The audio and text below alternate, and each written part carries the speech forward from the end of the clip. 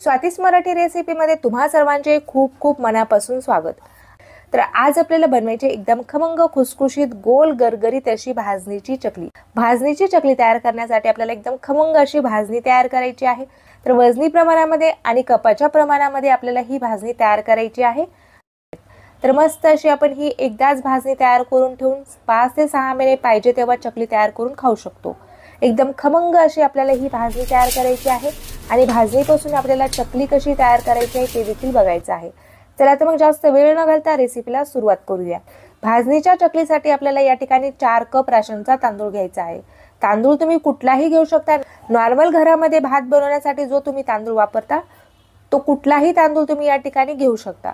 तर मी या ठिकाणी 4 कप राशनचा तांदूळ घेतलेला आहे। वजनी प्रमाणामध्ये जर बघितलं तर 750 ग्राम आपला हा तांदूळ आहे। कारण कपाचं प्रमाण आणि वजनी प्रमाणामध्ये भरपूर असा फरक पडतो।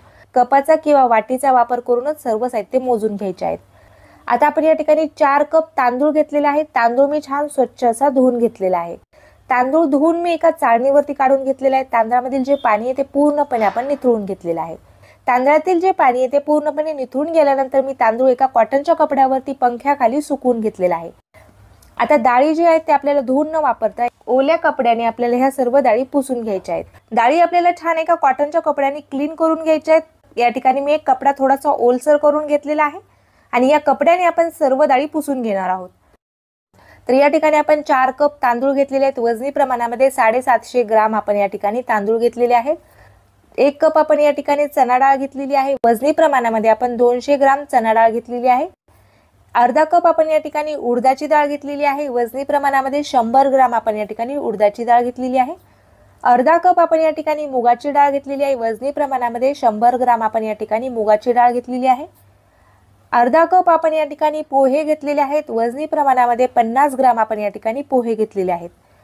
अर्धी वाटी आपण या ठिकाणी धने घेतलेले आहेत। वजनी प्रमाणामध्ये आपण 20 ग्राम धने घेतलेले आहेत। अर्धी वाटी आपण या ठिकाणी जिरे घेतलेले आहेत। वजनी प्रमाणामध्ये आपण 20 ग्राम जिरे घेतलेले आहेत। आता हे सर्व साहित्य आपल्याला छान एक एक करून भाजून घ्यायचे आहेत आणि भाजणी आपल्याला छान खमंग आणि खुसखुशीत अशी भाजून घ्यायची आहे। कढईमध्ये सगळ्यात अगोदर मी तांदूळ टाकून घेत आहे आणि तांदूळ आपल्याला खमंग असे भाजून घ्यायचे आहेत। तांदूळ आपल्याला मध्यम गॅसवरती 5 ते 6 मिनिट मस्त असे भाजून घ्यायचे आहेत। गॅसची जी फ्लेम आहे ती आपल्याला मध्यम आचेवरतीच ठेवायची आहे। एक हाय फ्लेमवरती जर तुम्ही तांदूळ भाजले तर लगेच तांदूळ भाजतील, आतपर्यंत व्यवस्थित असे तांदूळ भाजले जाणार नाहीत। त्यासाठी आपल्याला मध्यम आचेवरती खमंग असे आपल्याला हे तांदूळ भाजून घ्यायचे आहेत। प्रत्येक साहित्य भाजून झाल्यानंतर आपल्याला दाताखाली चावून बघायचं आहे। तांदूळ मी मध्यम आचेवरती छान 5 ते 6 मिनिट भाजून घेतलेले आहेत। दाताखाली मी तांदूळ चावून बघितलेले आहे। जोपर्यंत आपले हे डाळी किंवा तांदूळ आहे ते छान कुरकुरीत होत नाहीत तोपर्यंत आपल्याला हे भाजून घ्यायचे आहेत। छान कुरकुरीत असा आपला हा तांदूळ भाजलेला आहे।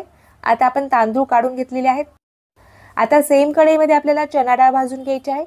चणा डाळ देखील आपल्याला मध्यम आचेवरती छान खमंग आणि कुरकुरीत होईपर्यंत भाजून घ्यायची आहे। डाळ देखील आपल्याला भाजून झाल्यानंतर चावून बघायची आहे। दाताखाली छान कडकडीत आवाज आला तर आपली डाळ भाजली असं समजायचं आहे। डाळ देखील मी 5 ते 6 मिनिट मस्त अशी भाजून घेतलेली आहे। आता आपल्याला कढईमध्ये उडदाची डाळ टाकायची आहे आणि उडदाची डाळ देखील आपल्याला कुरकुरीत होईपर्यंत भाजून घ्यायची आहे। उडदाची डाळ भाजण्यासाठी देखील आपल्याला जास्त वेळ लागणार नाही। 1-2 ते 3 मिनिटांमध्ये आपली ही डाळ देखील छान भाजल्या जाते। तर उडदाची डाळ देखील मी छान कुरकुरीत होईपर्यंत भाजून घेतलेली आहे। उडदाची डाळ देखील मी आता काढून घेतलेली आहे। आता आपल्याला या ठिकाणी मुगाची डाळ भाजून घ्यायची आहे। मुगाची डाळ देखील आपल्याला छान कुरकुरीत होईपर्यंत भाजून घ्यायची आहे। आता ह्या डाळी भाजण्यासाठी आपल्याला जास्त वेळ लागणार नाही, लगेच आपल्या डाळी भाजल्या जातात। 2 ते 3 मिनिटांमध्ये आपली मुगाची डाळ देखील छान भाजलेली आहे। तर मुगाची डाळ देखील आपण भाजून घेतलेली आहे आणि मुगाची डाळ देखील आता आपण काढून घेतलेली आहे। आता आपण कढईमध्ये पोहे टाकून घेतलेले आहेत आणि पोहे देखील आपल्याला छान भाजून घ्यायचे आहेत। सर्व साहित्य आपण वेगवेगळे काढलेले आहेत आणि थंड करून घ्यायचे आहेत। आपल्याला पोहे भाजण्यासाठी जास्त वेळ लागणार नाही। पोहे आपल्याला सतत हलवायचे आहेत आणि मस्त असे भाजून घ्यायचे आहेत। पोहे देखील छान कुरकुरीत होईपर्यंत आपण भाजून घेतलेले आहेत। आता आपल्याला पोहे देखील काढून घ्यायचे आहेत। कढईमध्ये मी आता धने भाजून घेत आहे। धने भाजण्यासाठी जास्त वेळ लागणार नाही, आपल्याला 1 मिनिटामध्येच आपले हे धने छान भाजले जातात। धने देखील मी छान रंग बदलेपर्यंत भाजून घेतलेले आहेत। आता मी धने काढून घेतलेले आहेत आणि सेम कढईमध्ये आपल्याला जिरे भाजून घ्यायचे आहेत। जिरे भाजण्यासाठी देखील जास्त वेळ लागणार नाही, जिरे आपले लगेच भाजले जातात। जिरे देखील भाजून घेतलेले आहेत मी आणि जिरे देखील आपण काढून घेतलेले आहेत। सर्व साहित्य भाजून मी वेगवेगळे काढलेले आहेत आता आपण सर्व साहित्य थंड करून घेतलेले आहेत। एकाच मोठ्या ताटामध्ये आपल्याला हे सर्व साहित्य एकत्रित मिक्स करून घ्यायचे आहेत। आपली जी चकलीची भाजणी आहे ती तयार झालेली आहे। आता हे सर्व साहित्य आपल्याला एकत्रित मिक्स करून घ्यायचे आहे। आता ही भाजणी आपल्याला गिरणीवरती छान बारीक अशी दळून आणायची आहे। तर गिरणीवरती मी ही भाजणी दळून आणलेली आहे। बघू शकता तुम्ही अशा पद्धतीने आपण ही भाजणी दळून तयार करून घेतलेली आहे। भाकरीसाठी आपण ज्या पद्धतीचं पीठ दळून आणतो तशाच पद्धतीची भाजणी आपल्याला दळून आणायची गिरणीवरून। सर्व भाजणी मी गिरणीवरती दळून आणलेली आहे। बघू शकता तुम्ही मस्त यामधून खुशबू येत आहे। यामध्ये आपण जिरे टाकलेले आहेत, धने टाकलेले आहेत। मस्त अशी आपल्या भाजणीमधून छान खुशबू येत आहे। तयार केलेली ही भाजणी तुम्ही एखाद्या डब्यामध्ये ठेवून 4 ते 5 महिने वापरू शकता। अजिबात खराब होत नाही। जेव्हा हवं तेव्हा तुम्ही याच्या चकल्या तयार करून खाऊ शकता किंवा याचे थालीपीठ देखील तुम्ही तयार करून खाऊ शकता। एकदम खमंग अशी आपली ही भाजणी तयार झालेली आहे। मस्त हवाबंद डब्यामध्ये तुम्ही ही भाजणी 6 महिने देखील स्टोअर करून ठेवू शकता। आता आपल्याला चकली तयार करायची आहे। चकली तयार करण्यासाठी आपल्याला मस्त अशी याची उकड काढून घ्यायची आहे। तर एवढी भाजणी मी या ठिकाणी वापरणार नाहीये। यामधील मी 3 कप भाजणीचाच वापर करणार आहे। ज्या कपाने किंवा ज्या वाटीने आपण भाजणी काढून घेतलेली आहे त्याच वाटीने किंवा त्याच कपाने आपल्याला पाणी देखील मोजून वापरायचं आहे। गॅसवरती मी कढई ठेवलेली आहे आणि 3 कप मी भाजणी साईडला काढलेली आहे। त्याच कपाने मी 3 कप पाणी कढईमध्ये टाकून घेतलेलं आहे। यामध्ये आपल्याला आता चकलीसाठी लागणारे सर्व मसाले टाकून घ्यायचे आहेत। यामध्ये मी 3 मोठे चमचे तीळ टाकत आहे। अर्धा चमचा आपल्याला या ठिकाणी ओवा टाकायचा आहे। ओवा थोडासा मी हातावरती चोळून यामध्ये टाकून घेत आहे। त्यामुळे ओव्याचं जे फ्लेवर आहे ते आपल्या चकलीला छान लागतं। तर हातावरती चोळून मी या ठिकाणी अर्धा चमचा ओवा टाकून घेतलेला आहे। चवीपुरतं आपण यामध्ये मीठ टाकून घेतलेलं आहे। अर्धा चमचा आपल्याला यामध्ये लाल तिखट टाकून घ्यायचं आहे। पाव चमचा आपल्याला यामध्ये हळद टाकायची आहे। हळद आपल्याला कमी टाकायची आहे। हळद जर चकलीमध्ये जास्त झाली तर आपल्या चकलीचा रंग थोडासा काळा दिसू शकतो, त्यामुळे आपण हळद थोडीशीच टाकलेली आहे। अगदी थोडंसं आपण यामध्ये पाव चमचाभर हिंग टाकून घेतलेला आहे। हिंगामुळे आपल्या चकलीला खूप मस्त अशी चव येते। आता यामध्ये आपल्याला 3 चमचे तेल टाकून घ्यायचं आहे। तेल मी गरम न करता साधंच टाकत आहे। तर 3 कप भाजणीसाठी मी 3 चमचे तेल या ठिकाणी टाकून घेतलेले आहे। तेलाचं मोहन एकदम परफेक्ट आणि अचूक पडलं तरच आपली चकली एकदम छान परफेक्ट अशी तयार होते। त्यामुळे आपल्याला तेलाचं जे प्रमाण आहे ते एकदम अचूक वापरायचं। आता आपण सर्व साहित्य छान असे मिक्स करून घेतलेले आहेत। पाण्याला छान अशी आपल्याला उकळी येऊ द्यायची आहे आणि नंतर आपल्याला यामध्ये 3 कप भाजणी टाकून घ्यायची आहे। पाण्याला छान उकळी आलेली आहे। यामध्ये मी 3 कप भाजणी टाकून घेणार आहे। 3 कप भाजणी आपल्याला लागोपाठ लगेच टाकून घ्यायची आहे। आता आपल्याला उलथण्याच्या पाठीमागच्या बाजूने ही भाजणी छान अशी मिक्स करून घ्यायची आहे। बघू शकता तुम्ही अशा पद्धतीने आपण पाण्यामध्ये ही भाजणी छान अशी मिक्स करून घेतलेली आहे। आता यावरती आपल्याला झाकण ठेवून 15 मिनिट याला छान असं वाफवून घ्यायचं आहे। आता मी गॅस बंद केलेला आहे। यावरती मी झाकण ठेवलेलं आहे आणि 15 मिनिट आपल्याला ही भाजणी छान अशी वाफवून घ्यायची आहे। भाजणी छान वाफली, आपली जी चकली आहे ती करताना अजिबात तुटत नाही। त्यामुळे आपल्याला भाजणीला छान अशी वाफ काढून घ्यायची आहे। आपली जी उकड आहे ती मस्त अशी तयार झालेली आहे। मस्त याला वाफ बसलेली आहे। एका मोठ्या ताटामध्ये आपल्याला सर्व उकड काढून घ्यायची आहे आणि हाताने आपल्याला छान अशी मळून घ्यायची आहे। गरज वाटली तर तुम्ही यामध्ये कोमट पाण्याचा वापर करू शकता। हलकसं कोमट पाणी घ्यायचं आणि आपल्याला ही उकड छान अशी मळून घ्यायची आहे। जेवढी छान तुम्ही ही उकड मळून घेतली तेवढी आपली चकली छान खुसखुशीत तयार होते आणि तुटत देखील नाही। आणि यामध्ये थंड पाण्याचा अजिबात वापर करायचा नाही। थंड पाणी जर तुम्ही यामध्ये वापरलं तर आपली जी चकली आहे ती करताना तुटू शकते। तर गरज पडली तर तुम्हाला कोमट पाण्याचाच या ठिकाणी वापर करायचा आहे। तर मी यामध्ये आणखीन 1/4 कप पाणी गरम करून घेतलेलं आहे आणि ते पाणी मी यामध्ये टाकून ही उकड छान अशी मळून घेतलेली आहे। 5 ते 6 मिनिट मी उकड छान मऊ अशी मळून घेतलेली आहे। बघू शकता तुम्ही आपली जी उकड आहे एकदम छान मऊ आणि सॉफ्ट अशी तयार झालेली आहे। आता आपण लगेचच याच्या चकल्या तयार करायला घेऊया। चकलीची प्लेट घेतलेली आहे। चकलीची प्लेट आपण मशीनमध्ये टाकून घेतलेली आहे आणि मशीनमध्ये आपल्याला ही उकड मस्त अशी दाबून भरून घ्यायची आहे। जेवढी बसेल तेवढी आपल्याला दाबून यामध्ये उकड भरायची आहे आणि मशीन बंद करून घ्यायची आहे आणि आपल्याला चकल्या तयार करून घ्यायच्या आहेत। तर या ठिकाणी मी एका ताटामध्ये या चकल्या तयार करून घेत आहे। बघू शकता तुम्ही अजिबात चकली करताना तुटत नाहीये, अजिबात न तुटता चकली तयार होत आहे। म्हणजेच आपली जी उकड आहे ती एकदम परफेक्ट अशी तयार झालेली आहे। तर बघू शकता तुम्ही 4-4 वेळेच्या आपण या ठिकाणी चकल्या तयार करून घेतलेल्या आहेत। मस्त गोल गरगरीत आणि सुंदर अशा आपल्या काटेरी चकल्या तयार झालेल्या आहेत। सर्व चकल्या आपल्याला सेम याच पद्धतीने तयार करून घ्यायच्या आहेत। ताटामध्ये जेवढ्या बसतील तेवढ्या चकल्या मी सुरुवातीला तयार करून घेणार आहे आणि नंतर आपण चकल्या लगेचच तळायला घेऊया। अशा पद्धतीने ताटामध्ये चकली केल्यास बऱ्याच जणांना तेलामध्ये चकली सोडण्यासाठी जरा अवघड वाटतं। तर तुम्ही अशा पद्धतीने अलगद ही चकली उचलून झाऱ्यावरती ठेवून तेलामध्ये सोडू शकता। पोहे खायचे छोटे जे प्लेट असतात त्याच्या पाठीमागच्या बाजूला तुम्ही या चकल्या तयार करू शकता, म्हणजे तुम्हाला तेलामध्ये चकली सोडण्यासाठी सोपं जाईल।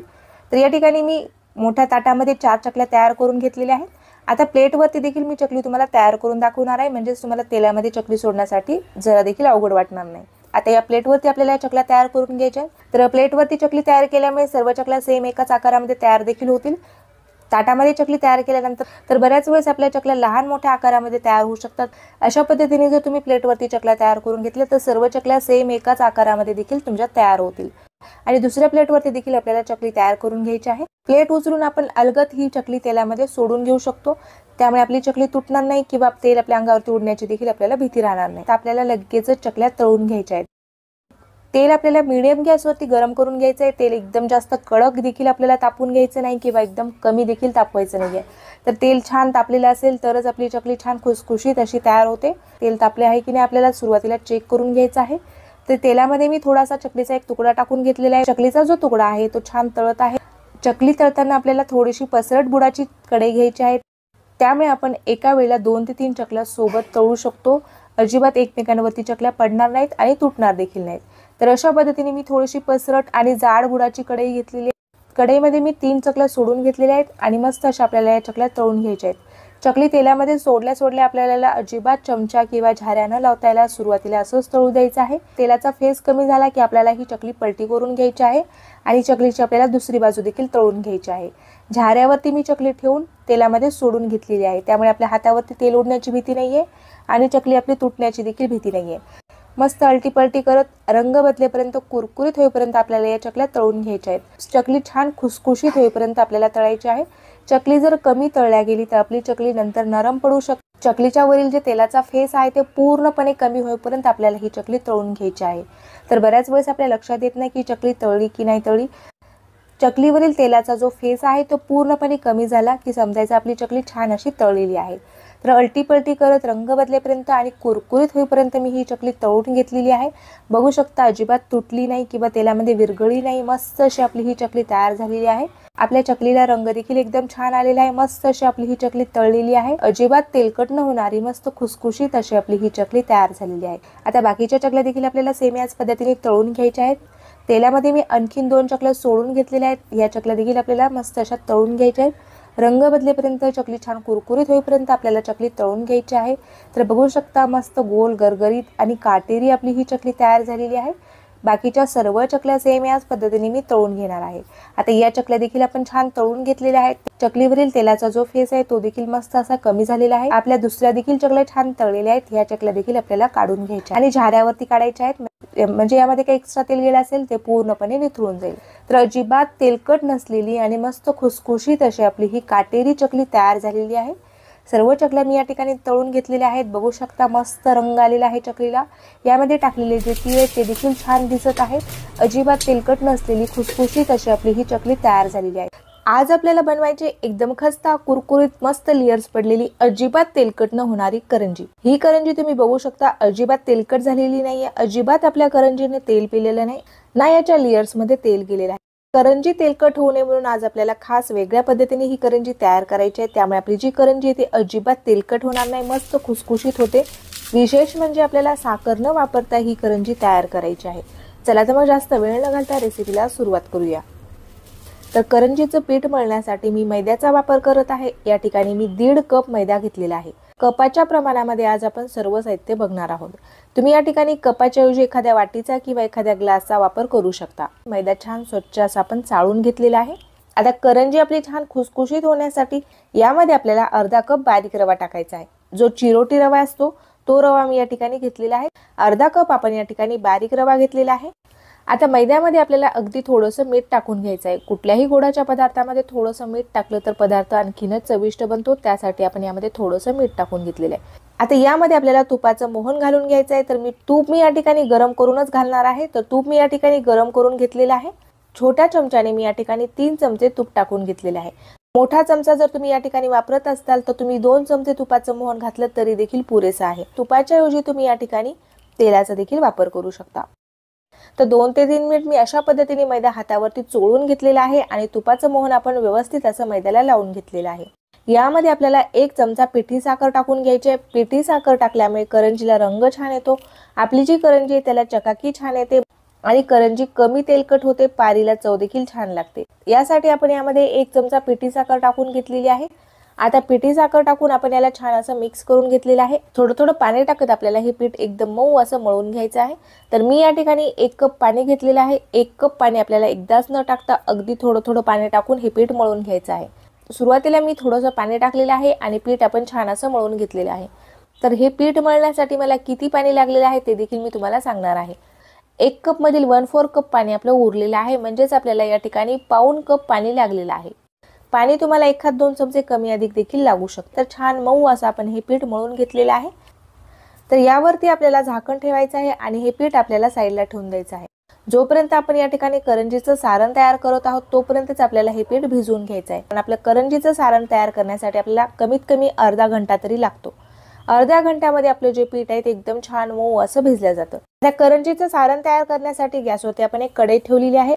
तर कढईमध्ये आपल्याला अर्धा कप बारीक रवा टाकून घ्यायचा आहे। रवा आपल्याला सुरुवातीला कोरडा भाजून घ्यायचा आहे आणि रवा थोडासा भाजत आला की नंतर आपल्याला यामध्ये 1 चमचा तूप टाकून घ्यायचं आहे। जे आपण पीठ मळून घेतलेले आहे त्या पिठासाठी आपलं हे करंजीचं जे सारण आहे ते एकदम परफेक्ट आणि अचूक आहे। आता रवा आपला अर्धा भाजत आलेला आहे, यामध्ये मी 1 चमचा तूप टाकून घेत आहे। रवा आपल्याला कमी गॅसवरती छान खमंग असा भाजून घ्यायचा आहे। कमी गॅसवरती रवा भाजल्यामुळे छान खमंग असा भाजला जातो आणि रव्याला छान एकसारखा रंग येतो। तूप टाकल्यानंतर रवा मी 2 ते 3 मिनिट छान असा भाजून घेतलेला आहे। आता आपल्याला रवा काढून घ्यायचा आहे आणि सेम कढईमध्ये आपल्याला तीळ भाजून घ्यायचे आहेत। मी या ठिकाणी तिळाचा देखील वापर करत आहे। तुम्हाला जर आवडत असतील तर नक्कीच टाका। तीळ टाकल्यामुळे आपल्या करंजीच्या सारणाला आणखीनच छान चव येते। तिळाचं जे प्रमाण आहे ते आपण रव्याच्या अर्ध ठेवलेलं आहे, म्हणजेच आपण अर्धा कप रवा घेतलेला आहे तर तीळ आपण या ठिकाणी 1/4 कप घेतलेले आहेत। तीळ देखील आपल्याला छान खमंग असे भाजून घ्यायचे आहेत। तिळातून छान तडतड आवाज येईपर्यंत आणि रंग बदलेपर्यंत आपल्याला हे तीळ छान भाजून घ्यायचे आहेत। तीळ भाजण्यासाठी जास्त वेळ लागत नाही, तीळ आपले लगेच भाजले जातात। आता कढईमध्ये मी तीळ छान खमंग असे भाजून घेतलेले आहेत। आता आपल्याला तीळ देखील काढून घ्यायचे आहेत। ज्या भांड्यामध्ये मी रवा काढून घेतलेला आहे त्याच भांड्यामध्ये मी तीळ देखील काढून घेणार आहे। आता आपल्याला कढईमध्ये खोबरं भाजून घ्यायचं आहे। 1 कप आपण या ठिकाणी सुक्या खोबऱ्याचा किस घेतलेला आहे। सुक्या खोबऱ्याची 1 वाटी आपण या ठिकाणी किसून घेतलेली आहे। 1 वाटी जर तुम्ही किसून घेतली तर बरोबर आपला 1 कप खोबऱ्याचा किस या ठिकाणी तयार होतो। तर खोबऱ्याचा किस आपण रव्याच्या दुप्पट घेतलेला आहे। रवा आपण अर्धा कप घेतलेला आहे तर आपण खोबरं 1 कप घेतलेलं आहे। खोबऱ्याचा किस देखील आपल्याला छान खमंग असा भाजून घ्यायचा आहे। गॅसची जी फ्लेम आहे ती आता मी मध्यम आचेवरती ठेवलेली आहे। मध्यम आचेवरतीच आपल्याला खोबऱ्याचा हा किस छान भाजून घ्यायचा आहे। आपला जो खोबऱ्याचा किस आहे तो छान कुरकुरीत होईपर्यंत, याचा रंग बदलेपर्यंत आपल्याला भाजून घ्यायचा आहे। खोबरं जर आपण छान व्यवस्थित असं भाजून घेतलं तर आपली करंजी भरपूर दिवस खराब होणार नाही। तर कमी गॅसवरती मी छान खोबरं 2 ते 3 मिनिट भाजून घेतलेलं आहे। आणखीन 1 मिनिट आपल्याला हा खोबऱ्याचा किस भाजून घ्यायचा आहे। आता या ठिकाणी आपल्याला खोबऱ्याचा किस एका साईडला करून घ्यायचा आहे आणि यामध्ये आपल्याला 1 चमचा खसखस टाकून घ्यायची आहे। खसखस आपल्याला खोबऱ्यासोबतच भाजून घ्यायची आहे। खसखस भाजण्यासाठी जास्त वेळ लागत नाही। खसखस खोबऱ्यासोबत भाजल्यामुळे आपली खसखस काढण्यासाठी आपल्याला सोपं जातं, कारण आपल्याला या करंजीमध्ये साखरच्या ऐवजी गुळाचा वापर करायचा आहे। त्यामुळे यामध्ये खसखस जर टाकली तर करंजीला आणखीनच छान चव येते। तर खोबऱ्यासोबत आता मी परत एकदा याला छान असं 1 मिनिटासाठी परतून घेतलेलं आहे। खोबरं आपलं भाजलेलं आहे आणि खसखस भाजण्यासाठी जास्त वेळ लागत नाही, त्यामुळे खसखस देखील आता आपली छान भाजलेली आहे। ज्या भांड्यामध्ये आपण रवा काढून घेतलेला आहे त्याच भांड्यामध्ये आपल्याला खोबऱ्याचा हा किस देखील काढून घ्यायचा आहे। खोबऱ्याचा किस मी या ठिकाणी काढून घेतलेला आहे। आता कढईमध्ये आपण अर्धा चमचा तूप टाकून घेतलेला आहे आणि तुपावरती आपल्याला काजू आणि बदामाचे काही काप भाजून घ्यायचे आहेत। 4 ते 5 बदाम आणि 4 ते 5 काजू मी या ठिकाणी बारीक तुकड्यामध्ये कट करून घेतलेले आहेत आणि तुपावरती आपल्याला जरा वेळेला परतून घ्यायचं आहे। तुपावरती मी काजू आणि बदामाचे काप परतून घेतलेले आहेत, मस्त कुरकुरीत झालेले आहेत। आता आपल्याला हे देखील खोबऱ्याच्या किसावरतीच टाकून घ्यायचे आहे। आता आपल्याला हे सारण थंड होऊ द्यायचं आहे। तयार करून घेतलेले जे सारण आहे ते थंड झालेले आहे। यामध्ये आपल्याला आता गूळ टाकून घ्यायचा आहे। सारण थंड झाल्यानंतरच आपल्याला यामध्ये गूळ किंवा साखर टाकायची आहे, त्यामुळे गुळाला किंवा साखरेला पाणी सुटणार नाही। तर गूळ मी या ठिकाणी किसून घेतलेला आहे। त्याचबरोबर यामध्ये मी अर्धा चमचा वेलची पावडर टाकून घेतलेली आहे। 1 कप गुळाचं जे प्रमाण आहे ते एवढ्या सारणासाठी एकदम परफेक्ट आणि अचूक आहे। तुम्हाला जर गूळ टाकायचा नसेल तर तुम्ही या ठिकाणी 1 कप पिठी साखर टाकू शकता। गूळ टाकल्यानंतर आपल्याला सारण छान असं हाताने मिक्स करून घ्यायचं आहे। यामध्ये जे खोबऱ्याचा आपण किस टाकलेला आहे तो देखील आपल्याला हाताने अशा पद्धतीने चुरून घ्यायचा आहे। एकदम छान खमंग असं आपलं हे करंजीचं सारण तयार झालेलं आहे। आता आपल्याला करंज्या तयार करायला घ्यायच्या आहेत आणि साठा तयार करून घ्यायचा आहे। आता साठा तयार करण्यासाठी मी या ठिकाणी 2 चमचे तूप घेतलेले आहे। तुपामध्ये आपल्याला 1 चमचा कॉर्नफ्लॉवर टाकून घ्यायचा आहे. 2 चमचे मी या ठिकाणी तांदळाचं पीठ टाकून घेत आहे. तांदळाचं पीठ जर तुमच्याकडे नसेल, तुम्ही या साठ्यामध्ये नुसत्या मैद्याचा देखील वापर करू शकता किंवा नुसत्या तांदळाच्या पिठाचा देखील वापर केला तरी देखील हरकत नाही. आता मी या ठिकाणी 1 चमचा कॉर्नफ्लॉवर टाकलेला आहे आणि 2 चमचे आपण या ठिकाणी तांदळाचं पीठ टाकलेलं आहे. एवढा साठा मला करंजीसाठी पुरलेला आहे. अजिबात जास्त झाला नाही किंवा कमी देखील पडलेला नाहीये. तर साठ्याचं जे प्रमाण आहे ते देखील एकदम अचूक आणि योग्य आहे. साठा आपल्याला एकदम छान असा मिक्स करून घ्यायचा आहे. जोपर्यंत हा साठा छान पातळ आणि एकदम फ्लफी होत नाही तोपर्यंत आपल्याला हा साठा छान असा मिक्स करून घ्यायचा आहे. आपला जो साठा आहे तो एकदम छान हलका फुलका आणि थोडासा पातळ असा तयार झालेला आहे. रवा छान फुललेला आहे आणि मस्त असं आपलं पीठ मऊ झालेलं आहे. आता पिठाला परत एकदा आपल्याला थोडंसं मळून घ्यायचं आहे आणि पिठाचे आपल्याला 4 ते 5 गोळे तयार करून घ्यायचे आहेत. तर छोट्या छोट्या आकारामध्येच आपल्याला हे गोळे तयार करायचे आहेत. मी या ठिकाणी 6 गोळे तयार करून घेतलेले आहेत आणि 6 पोळे आपल्याला या ठिकाणी लाटून घ्यायचे आहेत. तर एक गोळा मी या ठिकाणी लाटण्यासाठी घेतलेला आहे आणि बाकीचे गोळे मी या ठिकाणी झाकून ठेवणार आहे. म्हणजेच या पिठाला हवा लागून हे पीठ कडक होणार नाही. आता आपल्याला ही लाटी लाटून घ्यायची आहे. पोळी जशी लाटतो तसंच आपल्याला हे लाटून घ्यायचं आहे. जेवढं शक्य होईल तेवढं आपल्याला पातळ लाटायचं आहे. आपली पोळी जेवढी पातळ आपण तयार केली तेवढी आपली करंजीची जी लेयर्स आहे ती मस्त अशी पातळ तयार होते. तर पोळीपाटावरती बसेल एवढी मी या ठिकाणी पातळ अशी पोळी लाटून घेतलेली आहे. ही पोळी लाटण्यासाठी तुम्ही मैद्याचा वापर करू शकता. मैदा टाकून पोळी लाटल्यामुळे लवकर लाटल्या जाते, अजिबात खाली चटकत नाही. सर्व पोळ्या आपण या ठिकाणी तयार करून घेतलेल्या आहेत. आता आपल्याला पोळीला साठा लावून घ्यायचा आहे आणि 3-3 पोळ्याचा आपल्याला या ठिकाणी एक रोल तयार करायचा आहे. 3 पोळ्याचा एक रोल आणि 3 पोळ्याचा एक रोल अशा पद्धतीने आपल्याला 2 रोल या ठिकाणी तयार करून घ्यायचे. 3 रोल मध्ये देखील आपल्या करंजीला छान असे लेयर्स पडतील. साठा आपल्याला जास्त न लावता थोडा साठा लावून घ्यायचा आहे, पण पूर्ण पोळीवरती व्यवस्थित असा पसरून घ्यायचा आहे. चमच्याने किंवा ब्रशने साठा न लावता आपल्याला हाताने हा साठा लावून घ्यायचा आहे. हाताने साठा लावल्यामुळे पूर्ण पोळीवरती आपला जो साठा आहे तो छान व्यवस्थित असा पसरला जातो. हाताने साठा लावून घेतल्यामुळे आपल्याला साठा कमी लागलेला आहे. पूर्ण पोळीवरती आपण पातळ अशी लेयर साठ्याची लावून घेतलेली आहे. आता यावरती आपल्याला थोडंसं कोरडं कॉर्नफ्लॉवर टाकून घ्यायचं आहे. आता अगदी थोडंसं आपल्याला यावरती कॉर्नफ्लॉवर टाकून घ्यायचं आहे. आता यावरती आपल्याला दुसरी पोळी ठेवायची आहे. दुसऱ्या पोळीला देखील आपल्याला साठा लावून घ्यायचा आहे. दुसऱ्या पोळीला देखील आपण साठा हातानेच लावून घेतलेला आहे. यावरती देखील आपल्याला थोडंसं कॉर्नफ्लॉवर टाकायचं आहे. आता यावरती आपल्याला तिसरी पोळी ठेवून घ्यायची आहे. तिसऱ्या पोळीच्या वरच्या बाजूला देखील आपल्याला साठा लावून घ्यायचा. तिसऱ्या पोळीला देखील आपण साठा लावून घेतलेला आहे. यावरती आपण परत थोडंसं कॉर्नफ्लॉवर टाकून घेतलेलं आहे. तयार करून घेतलेल्या पोळ्याचा आपल्याला या ठिकाणी मस्त असा रोल तयार करून घ्यायचा आहे. रोल अजिबात पोकळ तयार करायचा नाहीये, यामध्ये अजिबात हवा गेली नाही पाहिजे. तर या ठिकाणी मी एक टाईट रोल तयार करून घेतलेला आहे. आता आपल्याला या रोलचे 2 भाग करून घ्यायचे आहेत. रोलला परत एकदा पोळीपाटावरती आपण फिरवून घेतलेला आहे, म्हणजेच यामध्ये काय हवा गेली असेल तर अशा पद्धतीने आपण हा रोल तयार करून घेतलेला आहे. आता आपल्याला रोल मध्यभागी कट करून घ्यायचा आहे. तर छोट्या छोट्या भागामध्ये आपल्याला हा रोल कट करून घ्यायचा आहे. करंजी तुम्हाला किती मोठी तयार करायची आहे त्यानुसार तुम्ही हा रोल कट करू शकता. तर मीडियम साईजच्या मी या ठिकाणी करंज्या तयार करणार आहे. तर मी या ठिकाणी 1-1 इंचाचे याचे तुकडे कट करून घेतलेले आहेत. तर अशा पद्धतीने पहिला रोल मी या ठिकाणी कट करून घेतलेला आहे. खूप मस्त असे यामध्ये लेयर्स पडलेले आहेत. आता आपल्याला दुसरा जो रोल आहे तो देखील सेम याच पद्धतीने तयार करून घ्यायचा आहे. आता या ठिकाणी आपल्याला करंजीची पारी लाटून घ्यायची आहे. या लाटीला दोन्ही बाजूनी लेयर्स पडलेले आहेत, तुम्ही बघू शकता. आणि जर आपण हे असंच लाटलं तर आपली जी करंजीचं सारण आहे ते तेलामध्ये पसरू शकतो. आपली जी करंजी आहे ते फुटू शकते, कारण दोन्ही बाजूनी याला लेयर्स आहेत. त्यासाठी आपल्याला याची एक बाजू बंद करून घ्यायची आणि एक बाजूच्या लेयर्स आपल्याला अशाच ठेवायच्या. सारण भरायचं आहे ती बाजू आपल्याला या ठिकाणी बंद करून घ्यायची आहे. आता आपल्याला हे लाटून घ्यायचं आहे. एवढी लाटी आपण या ठिकाणी ही तयार करून घेतलेली आहे. हातावरतीच मी या करंज्या भरून घेत आहे. तुम्हाला जर पोळीपाटावरती करंज्या भरायला सोपं वाटत असेल तर तुम्ही पोळीपाटावरती देखील या करंज्या तयार करून घेऊ शकता. पुरीच्या साईडने आपण पाणी लावून घेतलेलं आहे. यामध्ये आपल्याला 3 चमचे सारण भरून घ्यायचं आहे. आपलं जे सारण आहे ते देखील एकदम मस्त खमंग आणि छान चवीचं तयार झालेलं आहे. आणि करंजी आपल्याला बंद करून घ्यायची. करंजीचे जे काट आहेत त्यावरती आपल्याला अजिबात सारण येऊ द्यायचं नाही, नाहीतर आपली जी करंजी ते तेलामध्ये गेले की फुटू शकते. करंजीच्या काठावरती अजिबात सारण न जाऊ देता याला व्यवस्थित असं बंद करून घ्यायचं आहे. 2 बोटाने आपल्याला जोरात प्रेस करून याला छान व्यवस्थित असं बंद करून घ्यायचं आहे. अशा पद्धतीने आपण ही करंजी तयार करून घेतलेली आहे. करंजीच्या वर जो एक्स्ट्रा भाग आहे तो कुठे कमी आणि कुठे जास्त झालेला आहे. तर मी या ठिकाणी एक ग्लास घेतलेला आहे आणि करंजीच्या वर आपल्याला ग्लास अशा पद्धतीने ठेवायचा आहे आणि जो एक्स्ट्राचा भाग आहे तो आपल्याला कट करून घ्यायचा आहे. तर बघू शकता तुम्ही ग्लासनं कट केल्यानंतर आपल्या करंजीला आकार किती मस्त असा आलेला आहे. सर्व बाजूनी सेम अशी आपली ही करंजी तयार झालेली आहे. आता परत एकदा आपल्याला थोडंसं याला दाबून घ्यायचं आहे, म्हणजेच आपली करंजी तेलामध्ये टाकल्यास फुटणार नाही. तर अशा पद्धतीने ग्लासचा वापर करून तुम्ही एकदम सोप्या पद्धतीने या करंज्या तयार करू शकता।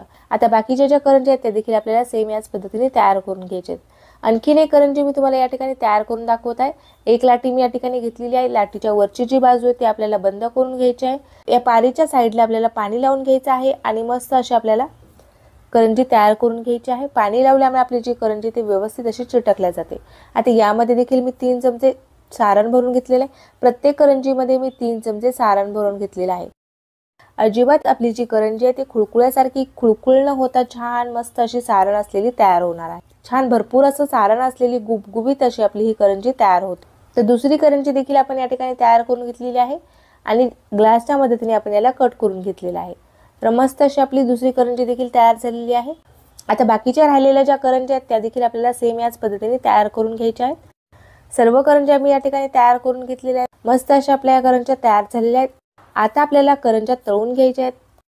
करंज्या तळण्यासाठी कमी गॅसवर आपण तेल छान गरम करून घेतलेलं आहे आणि तेल छान गरम झाल्यानंतर आपल्याला यामध्ये करंज्या सोडून घ्यायच्या आहेत। सुरुवातीला गॅसची जी फ्लेम आहे ती आपल्याला एकदम कमी ठेवायची आहे, म्हणजेच आपल्या करंजीला छान लेयर्स पडतील। करंजी हलकीशी तळल्यानंतर आपण गॅसची जी फ्लेम आहे ती वाढवू शकतो। त्यानंतर आपण मध्यम आचेवरती या करंज्या तळून घेऊ शकतो। आता गॅसची जी फ्लेम आहे ती मी मध्यम आचेवरती केलेली आहे आणि मस्त अलटी-पलटी करत आपल्याला या करंज्या तळून घ्यायच्या आहेत, म्हणजेच आपल्या करंजीला छान एकसारखा असा रंग येतो।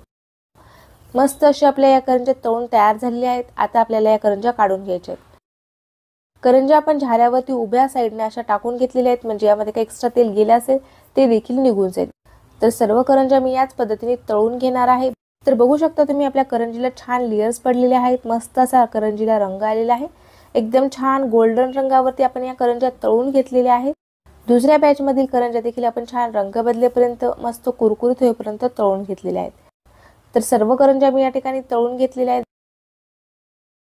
एक करंजी मी तुम्हाला तोडून दाखवत आहे। तर बघू शकता तुम्ही एकदम मस्त अशी आपली करंजी तयार झालेली आहे। यामध्ये सारण तुम्ही बघू शकता, खूप मस्त असं आपण यामध्ये सारण भरलेलं आहे। अजिबात खुळखुळ्यासारखी पोकळ नसणारी, अजिबात तेलकट नसणारी मस्त अशी आपली ही करंजी तयार झालेली आहे। खूप मस्त आणि पातळ अशा आपल्या करंजीला लेयर्स पडलेले आहेत। आज आपल्याला बनवायचे असंख्य पदर पडलेले बिस्किटासारखे खुसखुशीत असे शंकरपाळे।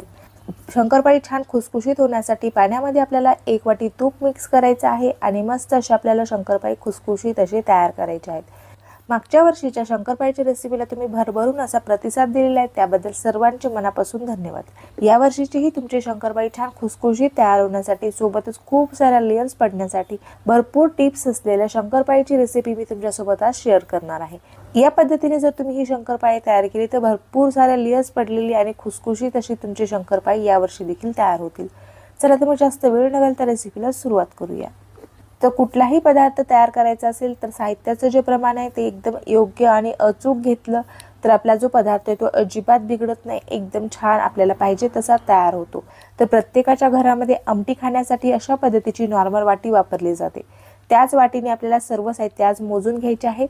आता या ठिकाणी आपल्याला एक सॉस पॅन घ्यायचा आहे किंवा एखादी कढई घ्यायची आहे आणि त्यामध्ये आपल्याला साखर, पाणी आणि तूप एकत्रित मिक्स करून घ्यायचं आहे। तर वाटीचा वापर करून आपण पातेल्यामध्ये 1 वाटी पाणी टाकून घेतलेलं आहे, 1 वाटी आपण साखर टाकून घेतलेली आहे आणि 1 वाटी आपण या ठिकाणी तूप टाकून घेतलेले आहे। तर तूप मी या ठिकाणी रूम टेम्परेचरवर असलेलं घेतलेलं आहे। ना मी तूप पातळ करून घेतलेलं आहे, ना मी तूप फ्रीज मधलं वापरलेलं आहे। जसं तूप आहे तसंच मी या ठिकाणी वापरलेलं आहे। आता आपल्याला हे पाणी गरम होण्यासाठी गॅसवरती ठेवायचं आहे, म्हणजेच आपली जी साखर आहे ती पूर्णपणे पाण्यामध्ये व्यवस्थित अशी विरघळली जाईल।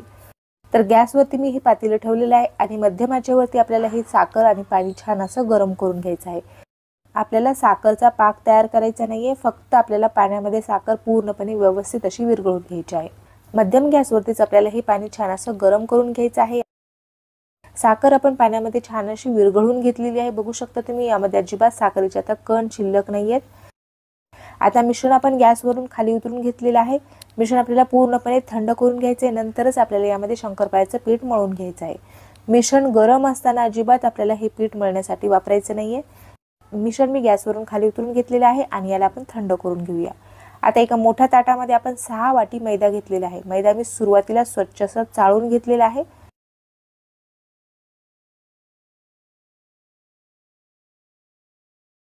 साखर, तूप जे आपण एकत्रित करून घेतलेले आहे ते आपले मिश्रण देखील थंड झालेले आहे। मैद्याच्या मिश्रणामध्ये आपल्याला साखर, तूप आणि पाण्याचं जे मिश्रण आहे ते मिक्स करून घ्यायचं आहे आणि ही मैदा आपल्याला छान असा मळून घ्यायचा आहे। तर सुरुवातीला थोडं थोडं पाणी टाकायचं आहे आपल्याला। हलक्या हातानेच आपल्याला या पाण्यामध्ये हे मैदा छान असा मिक्स करून घ्यायचा आहे। तर गरज पडली तर तुम्ही यामध्ये आणखीन थोडंसं पाणी टाकू शकता किंवा तुम्हाला जर वाटत असेल की मिश्रण आपलं थोडंसं पातळ झालेलं आहे तर तुम्ही यामध्ये मैदा देखील मिक्स करू शकता। आपण यामध्ये टाकलेलं साखरचं जे प्रमाण आहे ते एकदम अचूक आणि योग्य आहे। जर तुम्हाला यापेक्षा जास्त शंकरपाळे गोड आवडत असेल तर तुम्ही पोहे खायचा जो मोठा चमचा असतो त्या चमच्याने 2 चमचे साखर यामध्ये वाढवून घेऊ शकता। त्यामुळे आपले जे शंकरपाळे ते एकदम छान गोड चवीचे तयार होतील।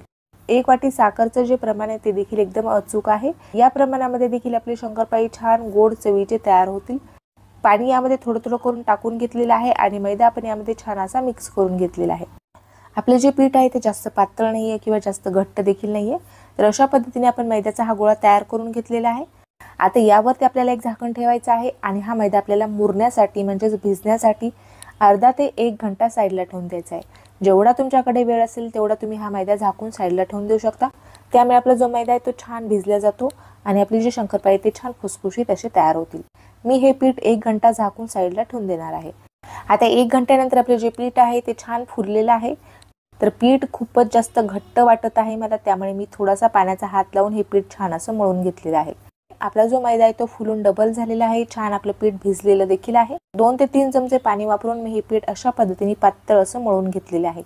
पेढ्यापेक्षा देखील मऊ आणि सॉफ्ट असं आपलं हे पीठ तयार झालेलं आहे। पिठाचे आपण सुरुवातीला 5 भाग तयार करून घेतलेले आहेत। आता आपल्याला याला गोल आकार देऊन आता या पिठाच्या आपल्याला 5 लाट्या तयार करून घ्यायच्या आहेत। सेम आकाराचे आपण 5 गोळे या ठिकाणी तयार करून घेतलेले आहेत। सारख्या आकाराच्या 5 लाट्या आपण या ठिकाणी तयार करून घेतलेल्या आहेत। एवढ्या पिठामध्ये आपण मोठ्या साईजच्या आपल्या 5 पोळ्या या ठिकाणी तयार होतात। तर एक पिठाचा गोळा आपल्याला या ठिकाणी लाटण्यासाठी घ्यायचा आहे आणि बाकीचं जे पीठ आहे ते आपल्याला झाकून साईडला ठेवून द्यायचं आहे। पोळीपाटावरती पहिला गोळा आपण या ठिकाणी लाटून घेऊया। छोट्या मीडियम साईजची आपण या ठिकाणी एक पोळी लाटून घेतलेली आहे। शंकरपाळे आपल्या छान पदर सुटण्यासाठी, छान लेयर्स पडण्यासाठी या ठिकाणी आपल्याला ही पोळी दुमडून घ्यायची आहे। तर पोळीचा आपण एक कोपरा दुमडून घेतलेला आहे, त्याच्यावरती आपल्याला दुसरी बाजू दुमडून घ्यायची आहे। त्यानंतर परत आपल्याला याला फोल्ड करून घ्यायचं आहे, आणखीन एक फोल्ड करायचं आहे। अशा पद्धतीने आपण रुमालाची घडी तयार करतो तशाच पद्धतीने मी हे पीठ दुमडून घेतलेलं आहे। आता आपल्याला याला परत एकदा लाटून घ्यायचं आहे। अशा पद्धतीने आपण जर पीठ फोल्ड करून लाटून घेतलं तर आपल्या शंकरपाळ्याला मस्त अशा लेयर्स पडतील। आता आपण हे पीठ लाटून घेऊया। जाड आकाराची आपल्याला या ठिकाणी एक चौकोनी पोळी तयार करून घ्यायची आहे। तुम्हाला जसं जमेल तसं तुम्ही ही लाटू शकता, कारण आपल्याला नंतर याला चौकोनी आकारामध्ये कट करून घ्यायचं आहे आणि नंतरच आपल्याला याचे शंकरपाळे कट करायचे आहेत। तर मी या ठिकाणी चौकोनी आकारामध्ये ही पोळी लाटून घेतलेली आहे, बघू शकता तुम्ही। आता पोळीच्या ज्या कडा आहेत किंवा पोळीचे जे काठ आहेत ते आपल्याला कट करून घ्यायचे आहेत आणि पोळीला आपल्याला चौकोनी आकार द्यायचा आहे। अशा पद्धतीने आपण याचे काठ किंवा जे कडा आहेत त्या कट करून घेतलेल्या आहेत। तर पोळीला आपण चौकोनी आकार दिल्यामुळे आपले जे शंकरपाळे आहेत ते आपल्याला कट करण्यासाठी सोपं जाईल। चौकोनी आकारामध्येच मी हे शंकरपाळे कट करून घेणार आहे। तुम्हाला जर हवं असल्यास तुम्ही डायमंड शेपमध्ये देखील हे शंकरपाळे कट करू शकता। तर उभ्या लाईन टाकून घेतलेल्या आहेत, त्यानंतर आडव्या लाईन टाकून घेतलेल्या आहेत आणि अशा पद्धतीने आपण हे एकसारख्या आकारामध्ये आपण हे शंकरपाळे कट करून घेतलेले आहेत, बघू शकता तुम्ही। कट करून घेतलेले जे शंकरपाळे ते पोळीपाटावरून सहजच निघत आहे, बघू शकता तुम्ही। अजिबात एकमेकांना चिटकलेले नाही आहेत, मस्त असे आपले मोकळे सुटसुटीत असे हे शंकरपाळे तयार झालेले आहेत। आता आपल्याला बाकीचे शंकरपाळे देखील सेम याच पद्धतीने तयार करून घ्यायचे आहेत। कट करून घेतलेले हे शंकरपाळे मी एका भांड्यामध्ये काढून घेतलेले आहेत। परत एक पोळी आपल्याला या ठिकाणी लाटून घ्यायची आहे। तर मी दुसरी लाटी घेतलेली आहे आणि याची देखील आपल्याला मोठ्या आकाराची थोडीशी पातळ अशी पोळी लाटून घ्यायची आहे। आता मी पोळी थोडी मोठ्या आकाराची लाटलेली आहे, म्हणजे तुमच्या लक्षात येईल की मी कशा पद्धतीने याला दुमडून घेतलेला आहे। पोळीचा एक कोपरा आपल्याला अशा पद्धतीने फोल्ड करायचा आहे। या पोळीची दुसरी बाजू आपल्याला त्यावरती फोल्ड करून घ्यायची आहे। अशा पद्धतीने आपण याला फोल्ड करून घेतलेला आहे। आता परत आपल्याला याला फोल्ड करून घ्यायचं आहे आणि परत एकदा आपण याला फोल्ड करून घेतलेला आहे। तर दोनदा परत मी फोल्ड करून याला अशा पद्धतीने याची घडी तयार करून घेतलेली आहे। आता आपला हा जो गोळा आहे तो चौकोनी आकारामध्ये तयार झालेला आहे। जसा गोळा आहे तसंच आपल्याला हे लाटून घ्यायचं आहे। आता जशी आहे तशीच मी ही पोळी लाटून घेणार आहे। शंकरपाळ्याची जी पोळी आहे ती आपल्याला एकदम जाडसर अशी लाटून घ्यायची आहे। एकदम पातळ न लाटता आपल्याला थोडीशी जाडसर लाटायची आहे, पण सर्व बाजूने आपल्याला सेम लाटून घ्यायचं आहे। कुठे जाड किंवा कुठे पातळ राहिली नाही पाहिजे। पोळी लाटून घेतलेली आहे। आता आपल्याला याला कट करून घ्यायचा आहे। साईडचा जो वाकडा तिकडा झालेला एक्स्ट्राचा भाग आहे तो आपण कट करून घेतलेला आहे आणि पोळीला आपण एकसारखा असा चौकोनी आकार दिलेला आहे। आता आपल्याला शंकरपाळी कट करून घ्यायचे आहेत, तर आडव्या लाईन टाकून घ्यायच्या आहेत सुरुवातीला, त्यानंतर आपण उभ्या लाईन मध्ये ही शंकरपाळी कट करून घेतलेली आहेत आणि मस्त चौकोनी आकारामध्ये आपण ही शंकरपाळी कट करून घेतलेली आहे। तर बघू शकता एकसारख्या आकाराची आपण शंकरपाळी या ठिकाणी तयार करून घेतलेली आहेत। एवढ्या जाडीची आपण ही शंकरपाळी कट केलेली आहेत, कारण यामध्ये भरपूर असे पदर सुटतात आणि आपले जे शंकरपाळी आहेत ते भरपूर असे लेयर्सचे तयार होतात, त्यामुळे शंकरपाळीचा आकार जो आहे तो डबल ते टिबल फुलून मोठा होतो। आता आपल्याला लगेच शंकरपाळी तळून घ्यायचे आहे। बाकीचे राहिलेले जे शंकरपाळे आहेत ते देखील आपण सेम याच पद्धतीने तयार करून घेऊया। शंकरपाळी तळण्यासाठी गॅसवरती आपण एक कढई ठेवलेली आहे आणि कढईमध्ये आपल्याला भरपूर असं तेल ठेवायचं आहे, म्हणजे आपले जे शंकरपाळे आहेत ते तळताना तेलामध्ये व्यवस्थित असे बुडले पाहिजे। त्यासाठी आपल्याला कढईमध्ये थोडं जास्त प्रमाणामध्ये तेल टाकायचं आहे। तर मध्यम गॅसवरती आपण हे तेल गरम करून घेतलेलं आहे। तेल आपल्याला एकदम जास्त गरम करायचं नाही किंवा एकदम कोमट देखील ठेवायचं नाही। झाऱ्यावरती मी थोडेसे शंकरपाळे टाकलेले आहेत आणि झाऱ्याच्या मदतीनेच आपल्याला हे शंकरपाळे तेलामध्ये सोडून घ्यायचे आहेत। अजिबात आपल्या हातावरती तेल थोडेही उडून येणार नाही। तर त्या तेलामध्ये बसतील तेवढे शंकरपाळे आपल्याला या ठिकाणी सोडून घ्यायचे आहेत। जास्तही शंकरपाळे आपल्या तेलामध्ये सोडायचे नाही आहेत, कारण तळल्यानंतर शंकरपाळे फुलतात, आकारापेक्षा डबल होतात। थोड्या प्रमाणामध्येच आपण शंकरपाळे कढईमध्ये सोडून घेतलेले आहेत। आता सुरुवातीला आपल्याला याला असंच तळू द्यायचं आहे, त्यानंतर आपल्याला एका छोट्या चमच्याच्या मदतीने ही शंकरपाळे तेलामध्ये आपल्याला हलवून घ्यायचे आहेत। गॅसची जी फ्लेम आहे ती सुरुवातीला आपण एकदम कमी आचेवरती ठेवलेली आहे। तर शंकरपाळ्याला आपल्या छान लेयर्स पडल्या किंवा आपले शंकरपाळे मस्त असे तेलामध्ये फुलले, तर त्यानंतर तुम्ही गॅसची जी फ्लेम आहे ती थोडीशी वाढवून घेऊ शकता। बघू शकता तुम्ही शंकरपाळ्याला खूप मस्त असे लेयर्स पडलेले आहेत, एकदम नाजूक आणि खस्ता असे आपले हे शंकरपाळे तयार झालेले आहेत। मोठ्या झाऱ्याने किंवा मोठ्या चमच्याने जर आपण हलवायला गेलं तर याच्या लेयर्स तुटू शकतात, आपले जे शंकरपाळे ते तेलामध्ये विरघळू शकतात। अशा पद्धतीने चमचा तेलामध्ये जर फिरवत राहिलं तर आपले जे शंकरपाळे त्याला एकसारखा मस्त असा रंग येतो। सर्व बाजू आपल्या शंकरपाळ्याच्या तेलामध्ये व्यवस्थित अशा तळल्या जातील। दिसण्यावरूनच तुमच्या लक्षात येत असेल की आपले जे शंकरपाळे आहेत ते मस्त असे खस्ता झालेले आहेत आणि शंकरपाळ्याला लेयर्स देखील खूप मस्त अशा पडलेल्या आहेत। आता आपण दुसरी बॅच देखील या ठिकाणी तळून घेऊया। गॅस मी एकदम कमी केलेला आहे आणि यामध्ये आपण शंकरपाळे सोडून घेतलेले आहेत। आता दुसरे देखील शंकरपाळे आपल्याला सेम याच पद्धतीने तळून घ्यायचे आहेत। मध्यम आचेवरती सुरुवातीला तळायचे आहेत, त्यानंतर गॅसची जी फ्लेम आहे ती तुम्ही वाढवू शकता। एकदम खस्ता कुरकुरीत आणि भरपूर सारे पदर सुटलेले आपले हे शंकरपाळे आपण तळून घेतलेले आहेत। बघू शकता तुम्ही मस्त याला पदर सुटलेले आहेत आणि शंकरपाळे तेवढेच खस्ता आणि कुरकुरीत देखील झालेले आहेत। आता बाकीचे शंकरपाळे देखील आपल्याला सेम याच पद्धतीने तळून घ्यायचे आहेत। अजिबात तेलकट न झालेले मस्त असे भरपूर पदर सुटलेले आपले हे शंकरपाळे आपण तळून घेतलेले आहेत। तर शंकरपाळ्याच्या लेयर्स तुम्ही बघू शकता, मस्त असे लेयर्स पडलेले आहेत। दिसण्यावरूनच तुमच्या लक्षात येत असेल की आपले जे शंकरपाळे ते किती खस्ता आणि कुरकुरीत झालेले आहेत आणि याचे जे पदर आहेत ते देखील मस्त असे सुटलेले आहेत। आता मी शंकरपाळे तुम्हाला तोडून दाखवत आहे। शंकरपाळ्याच्या आतील टेक्स्चर तुम्ही बघू शकता, बिस्किटासारखेच खुसखुशीत आहेत। बोटाने शंकरपाळे तोडल्यानंतर एकदम सहजच हे शंकरपाळे तुटत आहेत, बुगा होत आहे। मस्त असे आपले खूप सारे लेयर्स पडलेले आणि खस्ता कुरकुरीत असे आपले हे शंकरपाळे तयार झालेले आहेत। तर चहासोबत खाऊ शकता, नुसते खाल्ले तरी देखील मस्त लागतील। महिनाभर जरी तुम्ही हे डब्यामध्ये ठेवले तर अजिबात खराब होत नाहीत आणि छान मस्त असे आपले हे शंकरपाळे एवढेच खुसखुशीत राहतात। आज आपल्याला बनवायचे एकदम रसरशीत आणि मस्त गोल गरगरीत असे बुंदीचे लाडू। तर लाडू तुम्ही बघू शकता मस्त रसरशीत झालेले आहेत, बुंदीने पाक छान शोषून घेतलेला आहे। मस्त असे आपले हे लाडू रसरशीत असे तयार झालेले आहेत। तर साहित्याचं जे प्रमाण आहे ते एकदम अचूक आणि योग्य जर घेतलं तर आपले जे लाडू आहेत ते अजिबात बिघडणार नाहीत। लाडूसाठी लागणारे जे साहित्य आहे ते तुम्हाला मी कपानी आणि वजनी दोन्ही प्रमाणामध्ये सांगणार आहे। बुंदीचे लाडू तयार करण्यासाठी सगळ्यात अगोदर आपल्याला बुंदी पाडून घ्यायची आहे। तर 4 कप आपण या ठिकाणी बेसन घेतलेलं आहे। बेसन मी या ठिकाणी छान स्वच्छ असं चाळून घेतलेलं आहे आणि वजनी प्रमाणामध्ये जर बघितलं तर अर्धा किलो आपण या ठिकाणी बेसन घेतलेलं आहे। बेसन मी छान एकदम बारीक असं गिरणीवरती दळून आणलेलं आहे। आता आपल्याला या ठिकाणी यामध्ये पाणी टाकून घ्यायचं आहे।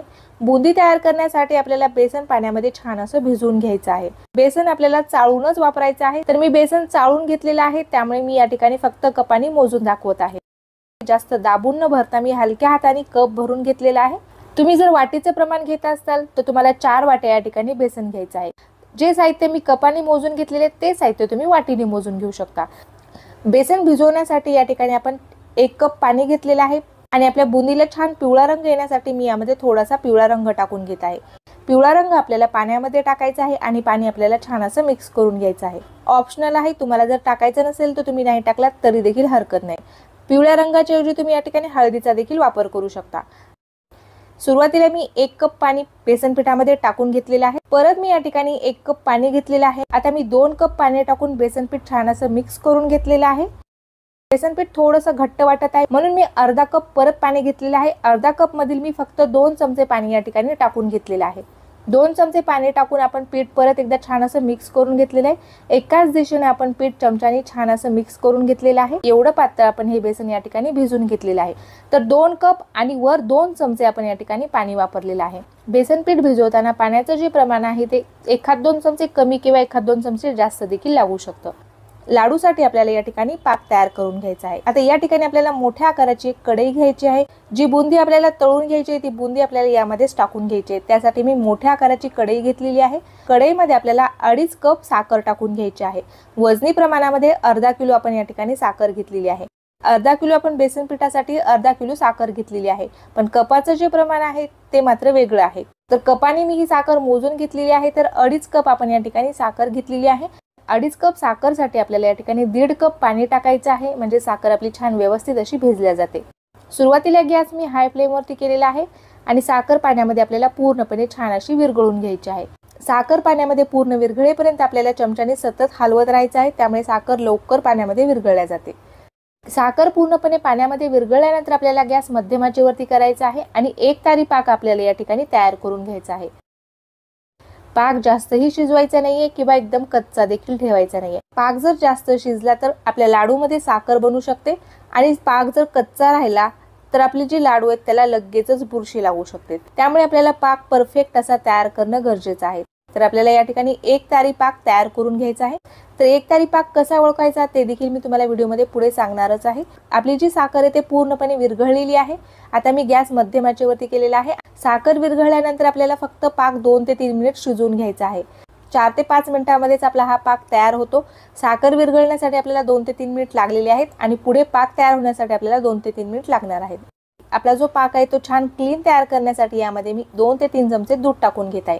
साखरेमधील जी घाण आहे ती पूर्णपणे पाकाच्या वरती फेसाच्या रूपामध्ये येते आणि आलेला जो फेस आहे तो आपल्याला काढून टाकायचा आहे, म्हणजेच आपला जो पाक आहे तो छान क्लीन असा तयार होतो। तर मी यामध्ये 2 चमचे दूध टाकून घेतलेले आहे। दूध टाकल्यानंतर आपल्याला जरा वेळ याला गरम होऊ द्यायचं आहे, म्हणजेच यामध्ये टाकलेले जे दूध आहे ते फुटतं आणि फेसाच्या रूपामध्ये पाकाच्या वरती जमा होतं। तर हे ऑप्शनल आहे। तुम्हाला जर यामध्ये दूध टाकून पाक क्लीन करून घ्यायचा असेल तर तुम्ही टाकू शकता किंवा नाही टाकलात तरी देखील हरकत नाही। मी यामध्ये दूध टाकून यावर आलेला जो फेस आहे तो मी या ठिकाणी फेस काढून घेतलेला आहे। 2 ते 3 वेळा मी ही प्रोसेस केलेली आहे, त्यामुळे आपला जो पाक आहे तो एकदम छान क्लीन असा तयार झालेला आहे। तर बघू शकता तुम्ही पहिल्यापेक्षा आता आपला जो पाक आहे तो एकदम छान क्लीन असा पांढरा शुभ्र दिसत आहे। 2 ते 3 मिनिट मी पाक छान गरम करून घेतलेला आहे। आता आपल्याला पाक लगेचच चेक करून घ्यायचा आहे। बोटावरती आपल्याला थोडासा पाक लावून आपल्याला हे चेक करून घ्यायचं आहे। तर बघू शकता तुम्ही 2 बोटाच्या मध्ये एक तार पडत आहे, म्हणजेच आपला जो पाक आहे तो आता छान परफेक्ट असा तयार झालेला आहे। आता आपल्याला गॅस बंद करायचा आहे आणि पाकावरती झाकण ठेवून याला साईडला ठेवून द्यायचा आहे। पाक झाकून ठेवल्यामुळे आपला जो पाक आहे तो गरम राहील। त्यामध्ये बुंदी टाकल्यानंतर पाक जास्त वेळ गरम करण्याची गरज पडणार नाही। चमच्याच्या पाठीमागील साईडने तुम्ही बघू शकता चमच्यावरती आपण अशा पद्धतीने जर रेष उमटून घेतली तर पीठ जे आहे ते एकत्रित येत नाहीये। अशा पद्धतीचा तळणीचा झाऱ्या प्रत्येकाच्या घरामध्ये असतो, तर या झाऱ्याने देखील तुम्ही ही बुंदी तयार करू शकता। तर माझ्याकडे अशा पद्धतीचा बुंदीचा झारे आहे। बुंदीच्या झाऱ्यानेच मी या ठिकाणी ही बुंदी तयार करून घेणार आहे। आपल्या जे मिश्रणात एकदम परफेक्ट असं तयार झालं हे कसं ओळखायचं? झाऱ्यावरती मी 1 चमचा मिश्रण टाकून घेतलेले आहे। तुम्ही बघू शकता खाली बुंदी आपली एकदम छान एकसारखी मस्त अशी पडत आहे। आपले जे मिश्रण आहे एकदम परफेक्ट असं तयार झालेलं आहे। प्रत्येक वेळेस बुंदी तयार केल्यानंतर आपल्याला झाऱ्या क्लीन करून घ्यायचा आहे, म्हणजेच खालची जी बाजू आहे झाऱ्याची ती आपल्याला पुसून घ्यायची आहे, म्हणजेच आपण दुसरी बुंदी तयार करताना आपली जी बुंदी आहे ती छान गोल आकारामध्ये व्यवस्थित अशी खाली पडेल। त्यासाठी आपल्याला प्रत्येक वेळेस झाऱ्या पुसून घ्यायचा आहे। या मिश्रणाला आपल्याला परत एकदा छान असं मिक्स करून घ्यायचं आहे। आणि जर तुम्हाला कलरची बुंदी तयार करायची असेल तर तुम्ही 2 वाट्यामध्ये थोडं मिश्रण साईडला काढून घ्या आणि त्यामध्ये तुम्ही तुमच्या आवडीनुसार तुम्ही यामध्ये रंग टाकू शकता आणि रंगाची बुंदी देखील तुम्ही या ठिकाणी तयार करू शकता। 2 वाट्यामध्ये मी 1-1 चमचा मिश्रण साईडला काढलेला आहे। एकामध्ये मी लाल रंग टाकून घेत आहे आणि एकामध्ये मी हिरवा रंग टाकून घेत आहे। दोन्ही मिश्रण आपल्याला छान असे मिक्स करून घ्यायचे आहेत। लाल रंगाची आणि हिरव्या रंगाची बुंदी आपल्याला या ठिकाणी तयार करून घ्यायची आहे। थोडीशी रंगाची बुंदी टाकल्यामुळे आपले जे लाडू आहेत ते दिसण्यासाठी देखील छान दिसतील। आता आपल्याला लगेचच बुंदी तळायला घ्यायची आहे। गॅसवरती आपण एक कढई ठेवलेली आहे। कढईमध्ये मी या ठिकाणी तेल गरम होण्यासाठी ठेवलेलं आहे। तेल आपल्याला एकदम छान कडकडीत असं गरम करून घ्यायचं आहे आणि नंतरच आपल्याला ही बुंदी तयार करून घ्यायची आहे। तेल जर व्यवस्थित तापलेलं नसेल तर आपली जी बुंदी आहे ती गोल आकारामध्ये तयार होणार। बुंदी छान गोल आकारामध्ये तयार होण्यासाठी तेल एकदम छान मस्त असं गरम झालेलं पाहिजे। बुंदी पाडताना आपल्याला गॅस हाय फ्लेम वरती करायचा आहे। बुंदी पाडून झाल्यानंतर आपल्याला लगेचच गॅस कमी करून घ्यायचा आहे। तेल जर छान तापलेलं असेल आणि हाय फ्लेम वरती जर आपण ही बुंदी तयार केली तर छान मस्त अशी गोल आकारामध्ये आपली ही बुंदी तयार होते। झारे आपल्याला कढईपासून थोडासा उंचावरती पकडायचा आहे। सुरुवातीला आपल्याला बाजूने मिश्रण टाकायचं आहे, त्यानंतर आपल्याला मध्यभागी मिश्रण टाकून घ्यायचं आहे। मिश्रणामध्ये आपण खायचा सोडा न टाकता मस्त अशी आपली ही बुंदी तयार होते। छान खुसखुशीत देखील तयार होते आणि मस्त पोकळ देखील तयार होते। आपली जी बुंदी आहे ती एकदम छान एकसारखी खाली पडत आहे। तेलामध्ये पडताच आपली बुंदी छान गोल आकार घेत आहे। बुंदी पूर्णपणे तेलामध्ये सोडून घेतल्यानंतर आता मी गॅस मध्यम आचेवरती केलेला आहे। आता बुंदी आपल्याला छान मस्त अशी तळून घ्यायची आहे। बुंदी कच्ची राहता कामा नाहीये। बुंदी जर कच्ची राहिली तर आपल्या लाडूला लगेचच बुरशी येऊ शकते। त्यामुळे आपल्याला बुंदी देखील छान व्यवस्थित अशी तळून घ्यायची आहे। एकदम छान पोकळ आणि जाळीदार अशी आपली ही बुंदी तयार झालेली आहे। मस्त अशी आपण ही बुंदी तळून घेतलेली आहे। आता आपल्याला ही बुंदी एका झाऱ्यावरती काढून घ्यायची आहे। यामध्ये काही तेल गेले असेल ते आपल्याला पूर्णपणे निथळून घ्यायचं आहे। बाकीची राहिलेली जी बुंदी आहे ती देखील आपण सेम याच पद्धतीने तयार करून घेऊया। झाऱ्याची खालची बाजू मी साफ करून घेतलेली आहे आणि दुसरी बुंदी आपण या ठिकाणी तयार करण्यासाठी घेतलेली आहे। दुसरी बुंदी तयार करताना देखील आपण गॅस हाय फ्लेम वरती केलेला आहे।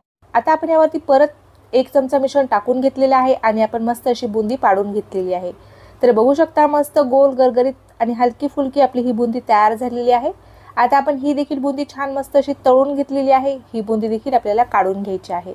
आता आपण जे रंगाचं मिश्रण तयार करून घेतलेलं आहे ते रंगाची बुंदी आपल्याला या ठिकाणी तयार करून घ्यायची आहे। सुरुवातीला मी लाल रंगाची बुंदी तयार करून घेत आहे। तर रंगाची जी बुंदी आहे ती देखील मस्त गोल आकारामध्ये तयार झालेली आहे। रंगाचं जे मिश्रण आहे ते थोडंसं कमी असल्यामुळे झाऱ्यावरती मी थोडंसं हाताने प्रेस करून घेतलेलं आहे, त्यामुळे सर्व मिश्रण खाली पडेल।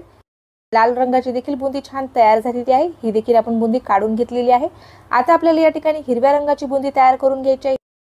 हिरव्या रंगाचं मिश्रण आपण झाऱ्यावरती टाकून घेतलेलं आहे आणि हिरव्या रंगाची बुंदी देखील आपल्याला छान अशी तयार करून घ्यायची आहे। मस्त अशी आपली ही देखील बुंदी गोल गरगरीत तयार झालेली आहे। आता ही बुंदी देखील आपण छान तळून घेतलेली आहे आणि ही बुंदी देखील आपल्याला काढून घ्यायची आहे। सर्व बुंदी आपण एका मोठ्या ताटामध्ये काढून घेतलेली आहे। आता पाक आपल्याला गरम करून घ्यायचा आहे। पाक आपला झाकून ठेवल्यामुळे बराचसा गरम आहे, तरी देखील आपल्याला पाक थोडासा गरम करून घ्यायचा आहे। पाकामध्ये आपल्याला या ठिकाणी वेलची पावडर टाकून घ्यायची आहे। तुम्हाला जर आवडत असेल तर नक्कीच टाका। वेलची पावडर टाकल्यामुळे लाडूला छान चव येते। 2 चमचे यामध्ये आपल्याला साजूक तूप टाकून घ्यायचे आहे, त्यामुळे आपल्या लाडूला छान तुपाची चव देखील येते। तर मी या ठिकाणी 2 चमचे तूप टाकले। पाक आपण परत एकदा छान असा मिक्स करून घेतलेला आहे। आता आपण तयार करून घेतलेली जी बुंदी आहे ती सर्व बुंदी आपल्याला यामध्ये टाकून घ्यायची आहे आणि बुंदी आपल्याला पाकामध्ये छान अशी मिक्स करून घ्यायची आहे। तर 2 ते 3 मिनिट आपल्याला गॅस चालू करून ही बुंदी पाकामध्ये व्यवस्थित अशी गरम करून घ्यायची आहे। पाक जो आहे तो बुंदी पूर्णपणे शोषून घेईल आणि मस्त अशी आपली बुंदी गोड तयार होईल। 2 ते 3 मिनिट आपल्याला पाकामध्ये ही बुंदी छान अशी गरम करून घ्यायची आहे। त्यामुळे पाक जर थोडाफार शिजायचा बाकी असेल तो देखील पाक आपल्या या ठिकाणी छान शिजला जातो। 2 ते 3 मिनिट मी पाकामध्ये बुंदी छान अशी गरम करून घेतलेली आहे। बुंदीने पूर्ण पाक शोषून घेतलेला आहे। आता आपण गॅस बंद करून घेतलेला आहे। यावरती झाकण ठेवायचं आहे आणि आपल्याला बुंदी हलकीशी थंड करून घ्यायची आहे। हाताला सोसेल एवढी आपल्याला ही बुंदी थंड करून घ्यायची आहे। आता मी यावरती झाकण ठेवणार आहे आणि 5 मिनिट याला आपण असं साईडला ठेवून देणार आहोत। 5 मिनिटानंतर मी याचं झाकण उघडून घेतलेलं आहे। आपलं जे मिश्रण आहे ते आता हलकंसं थंड झालेलं आहे। तुम्हाला हवे तसे लहान मोठ्या आकाराचे तुम्ही याचे लाडू तयार करू शकता। हातावरती मी थोडंसं मिश्रण घेतलेलं आहे आणि याचा आपल्याला लाडू वळून घ्यायचा आहे। तर बघू शकता सहजच याचा लाडू तयार होत आहे। अजिबात आपल्याला जास्त दाब देण्याची किंवा जास्त जोर लावण्याची गरज नाहीये। एकदम सहजच याचा लाडू तयार होत आहे। एकदम छान गोल गरगरीत मस्त असा आपला हा लाडू तयार झालेला आहे। एकदम रसरशीत आणि गोल गरगरीत मस्त असा आपला हा लाडू तयार झालेला आहे। आता आपण दुसरा देखील लाडू या ठिकाणी तयार करून घेऊया। दुसरा देखील लाडू तुम्ही बघू शकता एकदम सहजच हे लाडू तयार होत आहे। पाक आपला परफेक्ट तयार झालेला असेल, लाडूला आपल्याला जास्त दाबून बांधण्याची अजिबात गरज पडत नाही। तर मस्त असे आपण गोल गरगरीत या ठिकाणी लाडू तयार करून घेतलेले आहेत। 4 ते 5 लाडू मी या ठिकाणी तुम्हाला तयार करून दाखवलेले आहे। बाकीचे लाडू मी या ठिकाणी आता तयार करून घेणार आहे। शेवटचं जे मिश्रण राहिलेलं आहे त्याचे देखील लाडू एकदम सहजच आपण वळू शकतो। एवढा छान असा आपला हा पाक तयार झालेला आहे। शेवटचं थोडंसं मिश्रण शिल्लक राहिलेलं आहे आणि मिश्रण पूर्णपणे आपलं थंड झालेलं आहे. तरी देखील याचे लाडू सहजच तयार होत आहेत. एकदम इझिली आपण याचे शेवटचे देखील लाडू तयार करू शकतो. शेवटच्या मिश्रणाचे देखील आपले लाडू छान गोल गरगरीत तयार झालेले आहेत. 1 ते 1.5 किलोच्या प्रमाणामध्ये आपले हे लाडू तयार होतील. एक लाडू मी तुम्हाला या ठिकाणी फोडून देखील दाखवत आहे. बघू शकता मस्त रसरशीत झालेले आहेत. आपल्या बुंदीने छान पाक शोषून घेतलेला आहे. आज आपल्याला बनवायचे आहेत एकदम खस्ता, कुरकुरीत आणि खूप साऱ्या लेयर्स पडलेली मेथी मटरी किंवा तुम्ही याला मेथीचे तिखट शंकरपाळे देखील म्हणू शकता. हे चवीला छान होतात, बनवण्यासाठी सोपे आहे. महिनाभर तुम्ही हे डब्यामध्ये स्टोअर करून ठेवू शकता. अजिबात खराब होत नाहीत. टी टायमिंग स्नॅक्स असेल, मधल्या वेळेमध्ये जर तुम्हाला काही खायचं असेल तर तुम्ही अशा पद्धतीने मेथीची ही मटरी तयार करून ठेवू शकता. अजिबात तेलकट न होणारी मस्त खुसखुशीत अशा आपल्याला ही मेथीची मटरी तयार करायची आहे. चला तर मग जास्त वेळ न घालता रेसिपीला सुरुवात करूया. जरा सुद्धा मैद्याचा वापर न करता गव्हाच्या पिठाचा वापर करून आपल्याला ही मटरी तयार करायची आहे. या ठिकाणी आपण मेथीच्या भाजीची एक जुडी घेतलेली आहे आणि याचे मी फक्त पानं काढून घेतलेले आहेत. याच्या आपल्याला देठ किंवा काड्या घ्यायच्या नाहीयेत. यामध्ये जर तुम्ही काड्याचा वापर केला तर ज्या वेळेला आपण मटरी लाटण्यासाठी घेतो आपली जी पोळी आहे ते लाटताना फाटू शकते. त्यामुळे आपल्याला यामध्ये शक्यतो काड्या न घेता फक्त पानाचा वापर करायचा आहे. आता हे मेथीची जी पाने आहेत ते आपण स्वच्छ अशी धुवून घेतलेली आहेत. त्यानंतर मी ही भाजी पंख्याखाली ठेवलेली आहे आणि छान अशी आपण कोरडी करून घेतलेली आहे.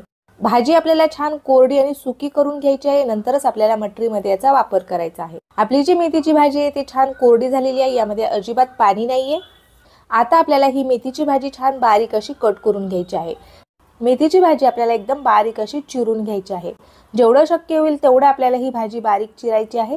मेथीची भाजी बारीक कट करून घेतल्यामुळे आपल्या मटरीमध्ये छान व्यवस्थित अशी सगळ्या बाजूनी पसरल्या जाते. त्याकरिता मी मेथीची भाजी जेवढं शक्य होईल तेवढी बारीक कट करून घेतलेली आहे. मेथीची भाजी आपल्याला धुण्याच्या अगोदर न चिरता मेथीची भाजी धुवून घेतल्यानंतरच आपल्याला चिरून घ्यायची आहे. कट करून घेतलेली जी मेथीची भाजी आहे ती आपल्याला तुपावरती जरा वेळ परतून घ्यायची आहे. भाजी तुपावरती परतून घेतल्यामुळे छान मऊ आणि सॉफ्ट होते.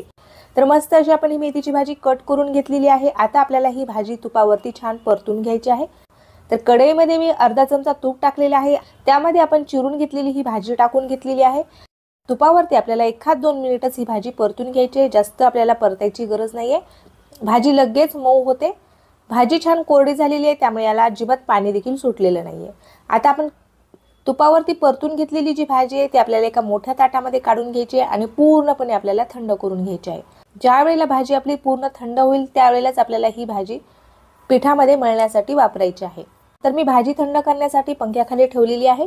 आता आपल्याला या ठिकाणी मटरीसाठी पीठ मळून घ्यायचं आहे. जरा सुद्धा मैद्याचा वापर न करता गव्हाच्या पिठाचा वापर करून आपल्याला ही मटरी तयार करायची आहे. तर मी या ठिकाणी 2 कप गव्हाचं पीठ घेतलेलं आहे. मैद्याचा थोडाही वापर आपल्याला या ठिकाणी करायचा नाहीये. आपली जी मटरी आहे ती छान खुसखुशीत होण्यासाठी आपण यामध्ये बारीक रवा टाकून घेणार आहोत. तर अर्धा कप मी या ठिकाणी बारीक रवा घेतलेला आहे. एकदम बारीक जो रवा येतो तो मी या ठिकाणी रवा घेतलेला आहे. मटरीला छान चव येण्यासाठी यामध्ये आपल्याला काही मसाले देखील टाकून घ्यायचे आहेत. चवीनुसार यामध्ये आपल्याला मीठ टाकून घ्यायचं आहे. अर्धा चमचा यामध्ये आपल्याला भाजून घेतलेल्या जिऱ्याचं पावडर टाकून घ्यायचं आहे. अर्धा चमचा आपल्याला यामध्ये ओवा टाकून घ्यायचा आहे. ओवा हातावरती मी थोडासा चोळून यामध्ये टाकून घेतलेला आहे. अर्धा चमचा मी यामध्ये जिरे टाकून घेतलेले आहेत. अर्धा चमचा आपल्याला यामध्ये लाल तिखट टाकून घ्यायचं आहे. अगदी थोडीशी आपल्याला पाव चमचा हळद टाकून घ्यायची आहे. हळद जास्त टाकायची नाही, अगदी थोडीशीच टाकलेली आहे मी या ठिकाणी. 2 मोठे चमचे आपण यामध्ये पांढरे तीळ टाकलेले आहेत. पांढऱ्या तिळामुळे आपल्या मटरीला चव छान येते, त्यामुळे मी यामध्ये पांढऱ्या तिळाचा देखील वापर केलेला आहे. आता तुपाचं मोहन टाकायचं आहे. तर 1 चमचा मी यामध्ये तूप टाकून घेतलेलं आहे. तूप आपण घट्ट असलेलं टाकलेलं आहे त्यामुळे मी या ठिकाणी 1च चमचा टाकत आहे. जर तुम्ही तूप गरम करून वितळून घेतलेलं असेल तर तुम्ही या ठिकाणी 2 चमचे तूप टाकू शकता. जी मेथी आपण थंड करण्यासाठी ठेवलेली आहे ती मेथी आपल्याला यामध्ये टाकून घ्यायची आहे. आता आपल्याला हे सर्व साहित्य हाताने छान चोळून मिक्स करून घ्यायचे आहेत. यामध्ये जे आपण तूप टाकलेले आहे किंवा इतर जे मसाले आपण यामध्ये टाकलेले आहेत ते सर्व आपल्याला पिठामध्ये छान असे मिक्स करून घ्यायचे आहेत. 2 ते 3 मिनिट आपल्याला हे पीठ हाताने छान असं मिक्स करून घ्यायचं आहे. 2 ते 3 मिनिट पीठ मी हाताने छान असं मिक्स करून घेतलेलं आहे. आता थोडं थोडं पाणी टाकत आपल्याला याचा घट्टसर असा गोळा तयार करून घ्यायचा आहे. पीठ जर पातळ झालं तर आपली जे मटरी आहे त्याला लेयर्स पडणार नाहीत. त्यासाठी आपल्याला हे पीठ जे आहे ते थोडंसं घट्ट असं मळून घ्यायचं आहे.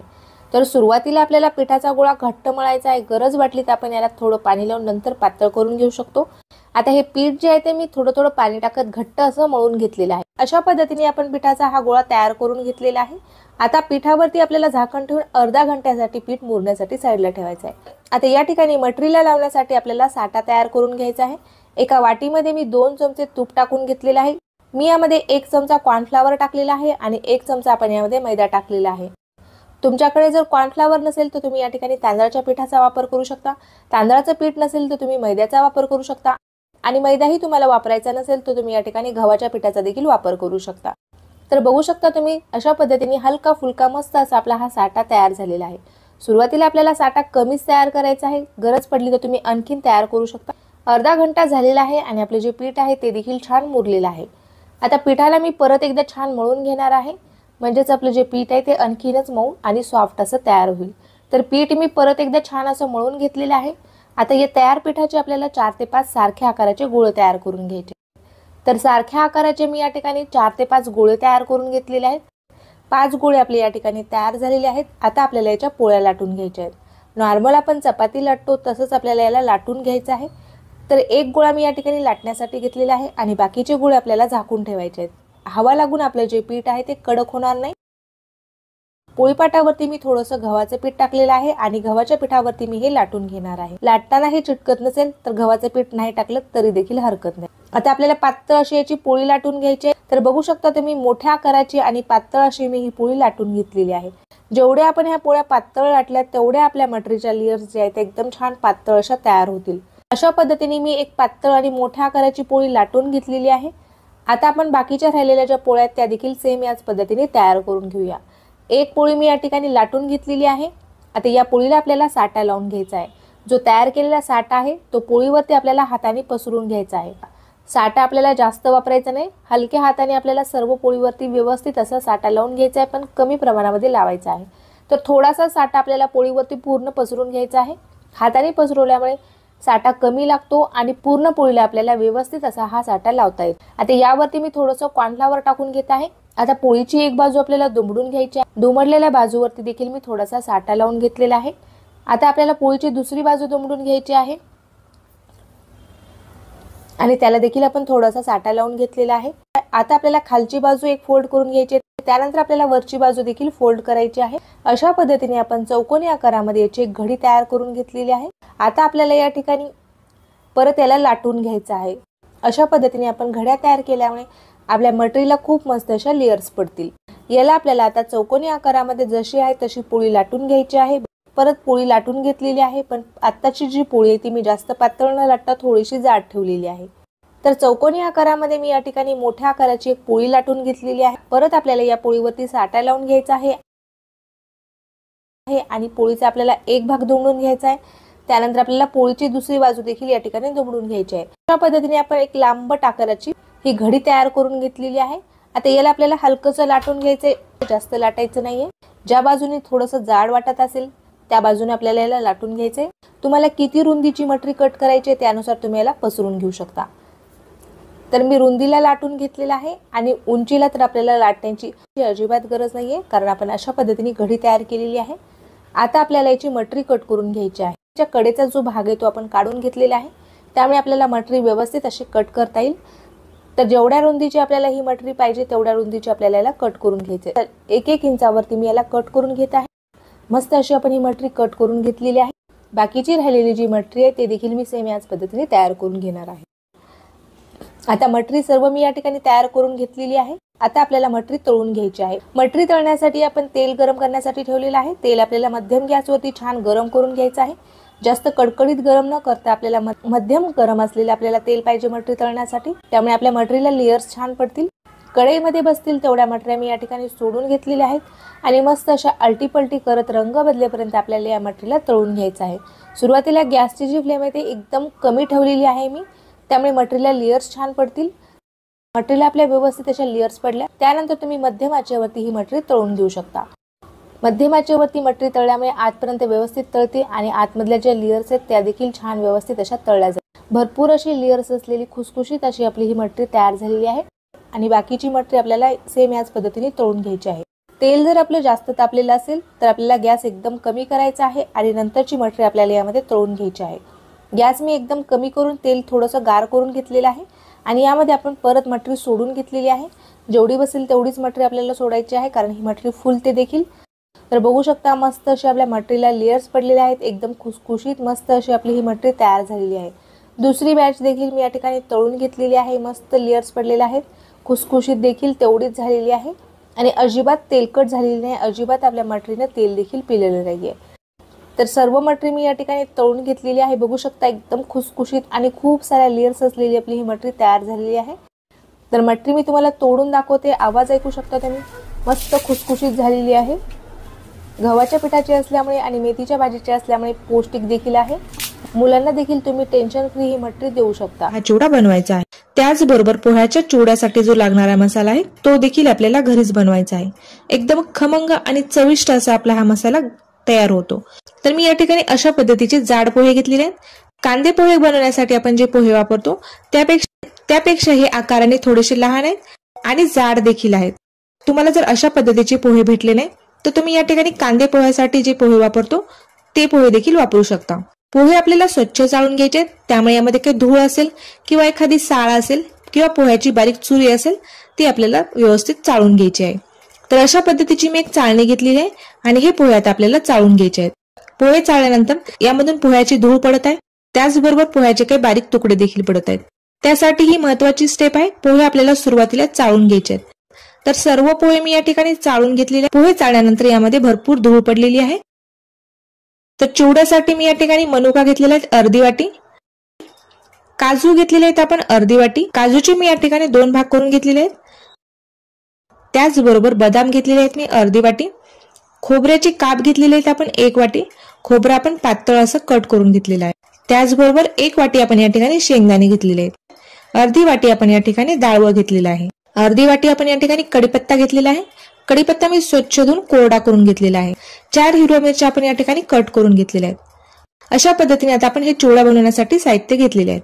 तर यामधील काजू, बदाम आणि मनुका तुम्ही तुमच्या आवडीनुसार टाकू शकता, थोडे कमी करू शकता, जास्ती करू शकता, तुमच्या आवडीनुसार तुम्ही हे वापरू शकता। तुम्हाला यामध्ये काजू, बदाम किंवा मनुका टाकायचे नसेल तर तुम्ही स्किप देखील करू शकता। आता आपल्याला या ठिकाणी चिवड्यासाठी लागणारा मसाला तयार करायचा आहे। पोहे खायचा जो मोठा चमचा असतो त्या चमच्याने आपल्याला सर्व साहित्य घ्यायचे आहेत।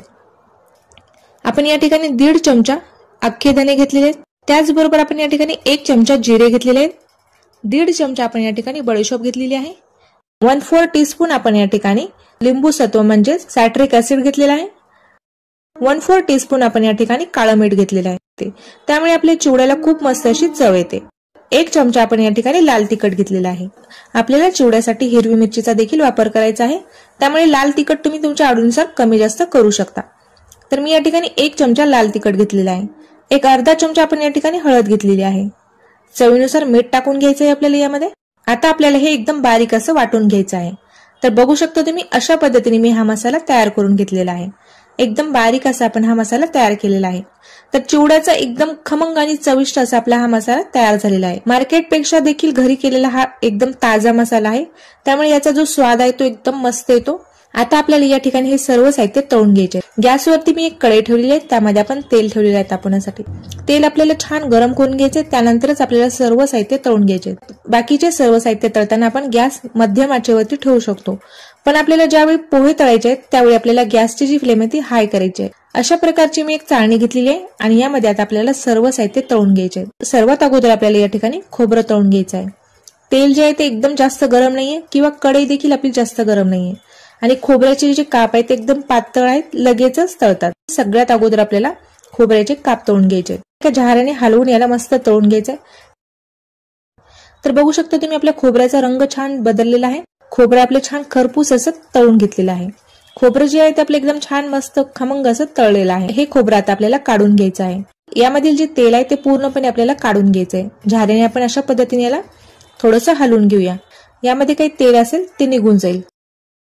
आता आपल्याला या ठिकाणी डाळवं तळून घ्यायचं आहे। डाळवं तळण्यासाठी देखील जास्त वेळ लागत नाही, आपले जे डाळवं आहे ते देखील लगेच तळतं। आता मी चाळणीवरती अर्धी वाटी डाळवं टाकून घेतलेलं आहे।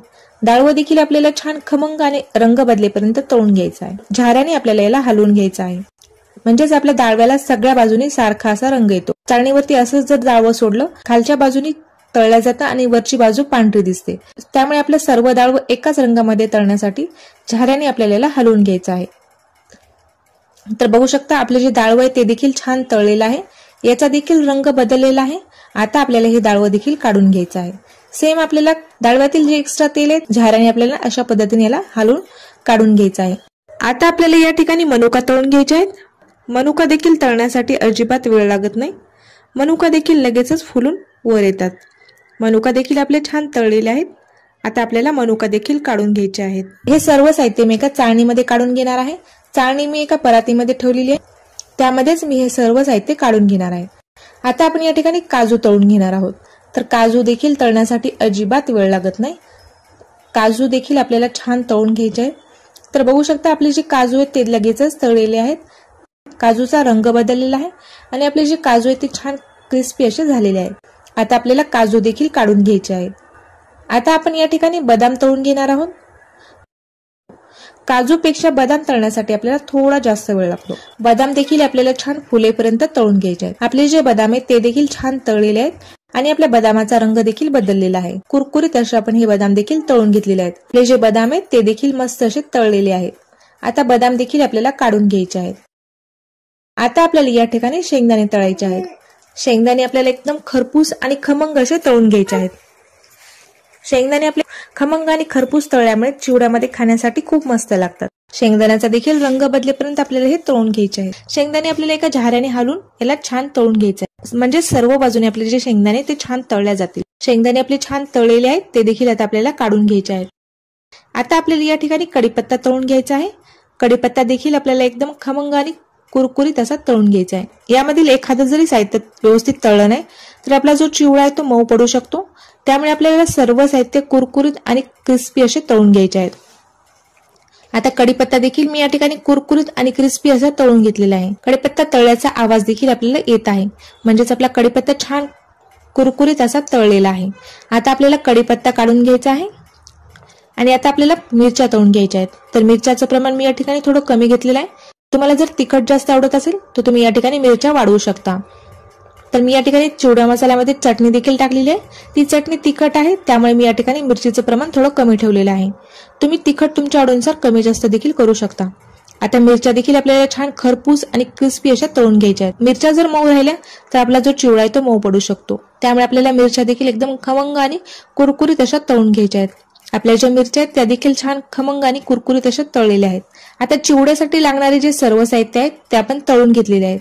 आता आपल्याला या ठिकाणी पोहे तळून घ्यायचे आहे. पोहे तळण्यासाठी आपल्याला गॅसची जी फ्लेम आहे ती आपल्याला हाय करायची आहे. तर मोठ्या गॅसवरतीच आपल्याला हे तळून घ्यायचे आहे. जर तुम्ही लो फ्लेमवरती किंवा मध्यम आचेवरती तळले किंवा मध्यम आचेवरती जर पोहे तळले तर पोहे व्यवस्थित तळल्या जात नाहीत आणि त्याचबरोबर ऑइली देखील होतात. पोहे आपले भरपूर तेल पितात. त्यासाठी आपल्याला तेल एकदम कडकडीत असं गरम झालेलं पाहिजे. तर बघू शकता तुम्ही एकदम पांढरे शुभ्र आणि अजिबात ऑइली न झालेले पोहे आपले तळून तयार झालेले आहेत. याचा रंग बघू शकता तुम्ही एकदम पांढरा शुभ्र असा आपला हा चिवडा तयार झालेला आहे. एकदम मस्त कुरकुरीत असे आपण हे पोहे तळून घेतलेले आहेत. याच पद्धतीने आता आपल्याला सर्व पोहे तळून घ्यायचे. सर्व पोहे मी याच पद्धतीने तळून घेणार आहे. आता सर्व पोहे मी या ठिकाणी तळून घेतलेले आहेत. तर एका टोपलीमध्ये मी एक पेपर ठेवलेला आहे आणि त्यामध्ये आपण हे सर्व पोहे काढून घेतलेले आहेत. त्यामुळे या पोह्यामध्ये काही तेल असेल ते आपल्या पेपरला लागेल.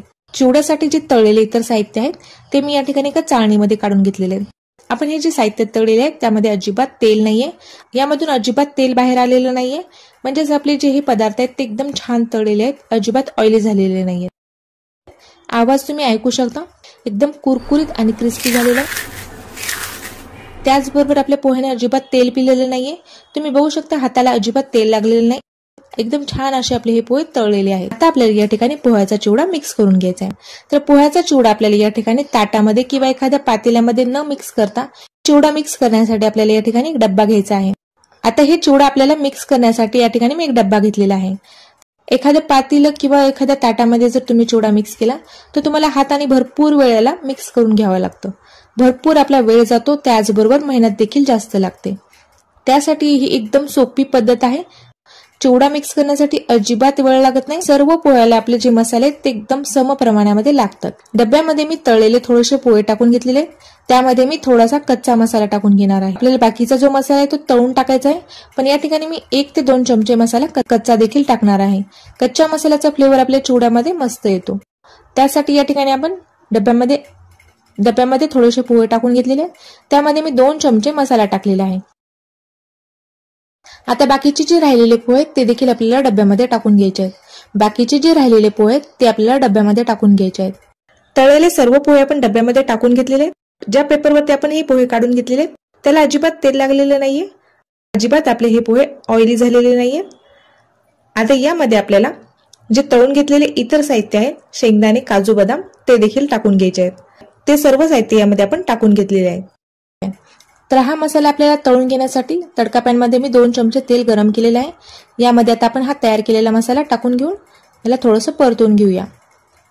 तेलावरती मी मसाला थोडासा परतून घेतलेला आहे आणि आता हा तयार मसाला आपल्याला चिवड्यावरती टाकून घ्यायचा आहे. सर्व मसाला मी या ठिकाणी चिवड्यावरती टाकून घेतलेला आहे. अजिबात हात न लावता हा चिवडा तुम्ही मिक्स करून घेऊ शकता. अशा पद्धतीने आता आपण डब्याचं झाकण बंद करून याला हलवून घेणार आहोत. हलक्या हातानेच आपल्याला चिवडा मिक्स करून घ्यायचा आहे. एकदम जोर देऊन आपल्याला हा चिवडा मिक्स करायचा नाहीये. तर अशा पद्धतीने आता आपण डब्याचं झाकण बंद करून हा चिवडा मिक्स करून घेतलेला आहे. डब्यामध्ये आपल्याला फक्त चिवडा हलवून मिक्स करून घ्यायचा आहे. अशा पद्धतीने खालचा वर आणि वरचा खाली करत आपल्याला हा चिवडा मिक्स करायचा आहे. तर बघू शकता तुम्ही आपल्या चिवड्याला खूप मस्त असा रंग आलेला आहे. सर्व बाजूने सेम असा आपला हा मसाला लागलेला आहे. अजिबात हात न लावता हा चिवडा आपण मिक्स करून घेतलेला आहे. आणि ज्या डब्यामध्ये ठेवायचा आहे त्याच डब्यामध्ये तुम्ही हे चिवडा मिक्स करून घेऊ शकता. जास्त भांडे न पाडता एकदम कमी भांड्यामध्ये तुम्ही हा चिवडा तयार करू शकता. डब्यामध्ये अशा पद्धतीने चिवडा मिक्स केल्यामुळे यामधील जो मसाला आहे तो पूर्णपणे पोह्यालाच कोट होतो. अजिबात डब्यामध्ये बुडाशी राहत नाही. एकदम सुरेख असा रंग आलेला आहे आणि एकदम खमंग आणि चविष्ट कुरकुरीत असा आपला हा पोह्याचा चिवडा तयार झालेला आहे. अजिबात ऑइल न पिलेला आणि एकदम सोप्या पद्धतीने आपण हे चिवडा तयार केलेला आहे. अर्धा किलोच्या प्रमाणामध्ये आपण हा पोह्याचा चिवडा तयार केलेला आहे. तर तुम्हाला आजचा हा व्हिडिओ कसा वाटला ते मला नक्की कमेंट करून कळवा. व्हिडिओ जर आवडला असेल तर व्हिडिओला लाईक करा. अशाच नवनवीन रेसिपी बघण्यासाठी चॅनलला सबस्क्राईब करा. भेटूया तशाच एका छानशा रेसिपी सोबत. तोपर्यंत धन्यवाद.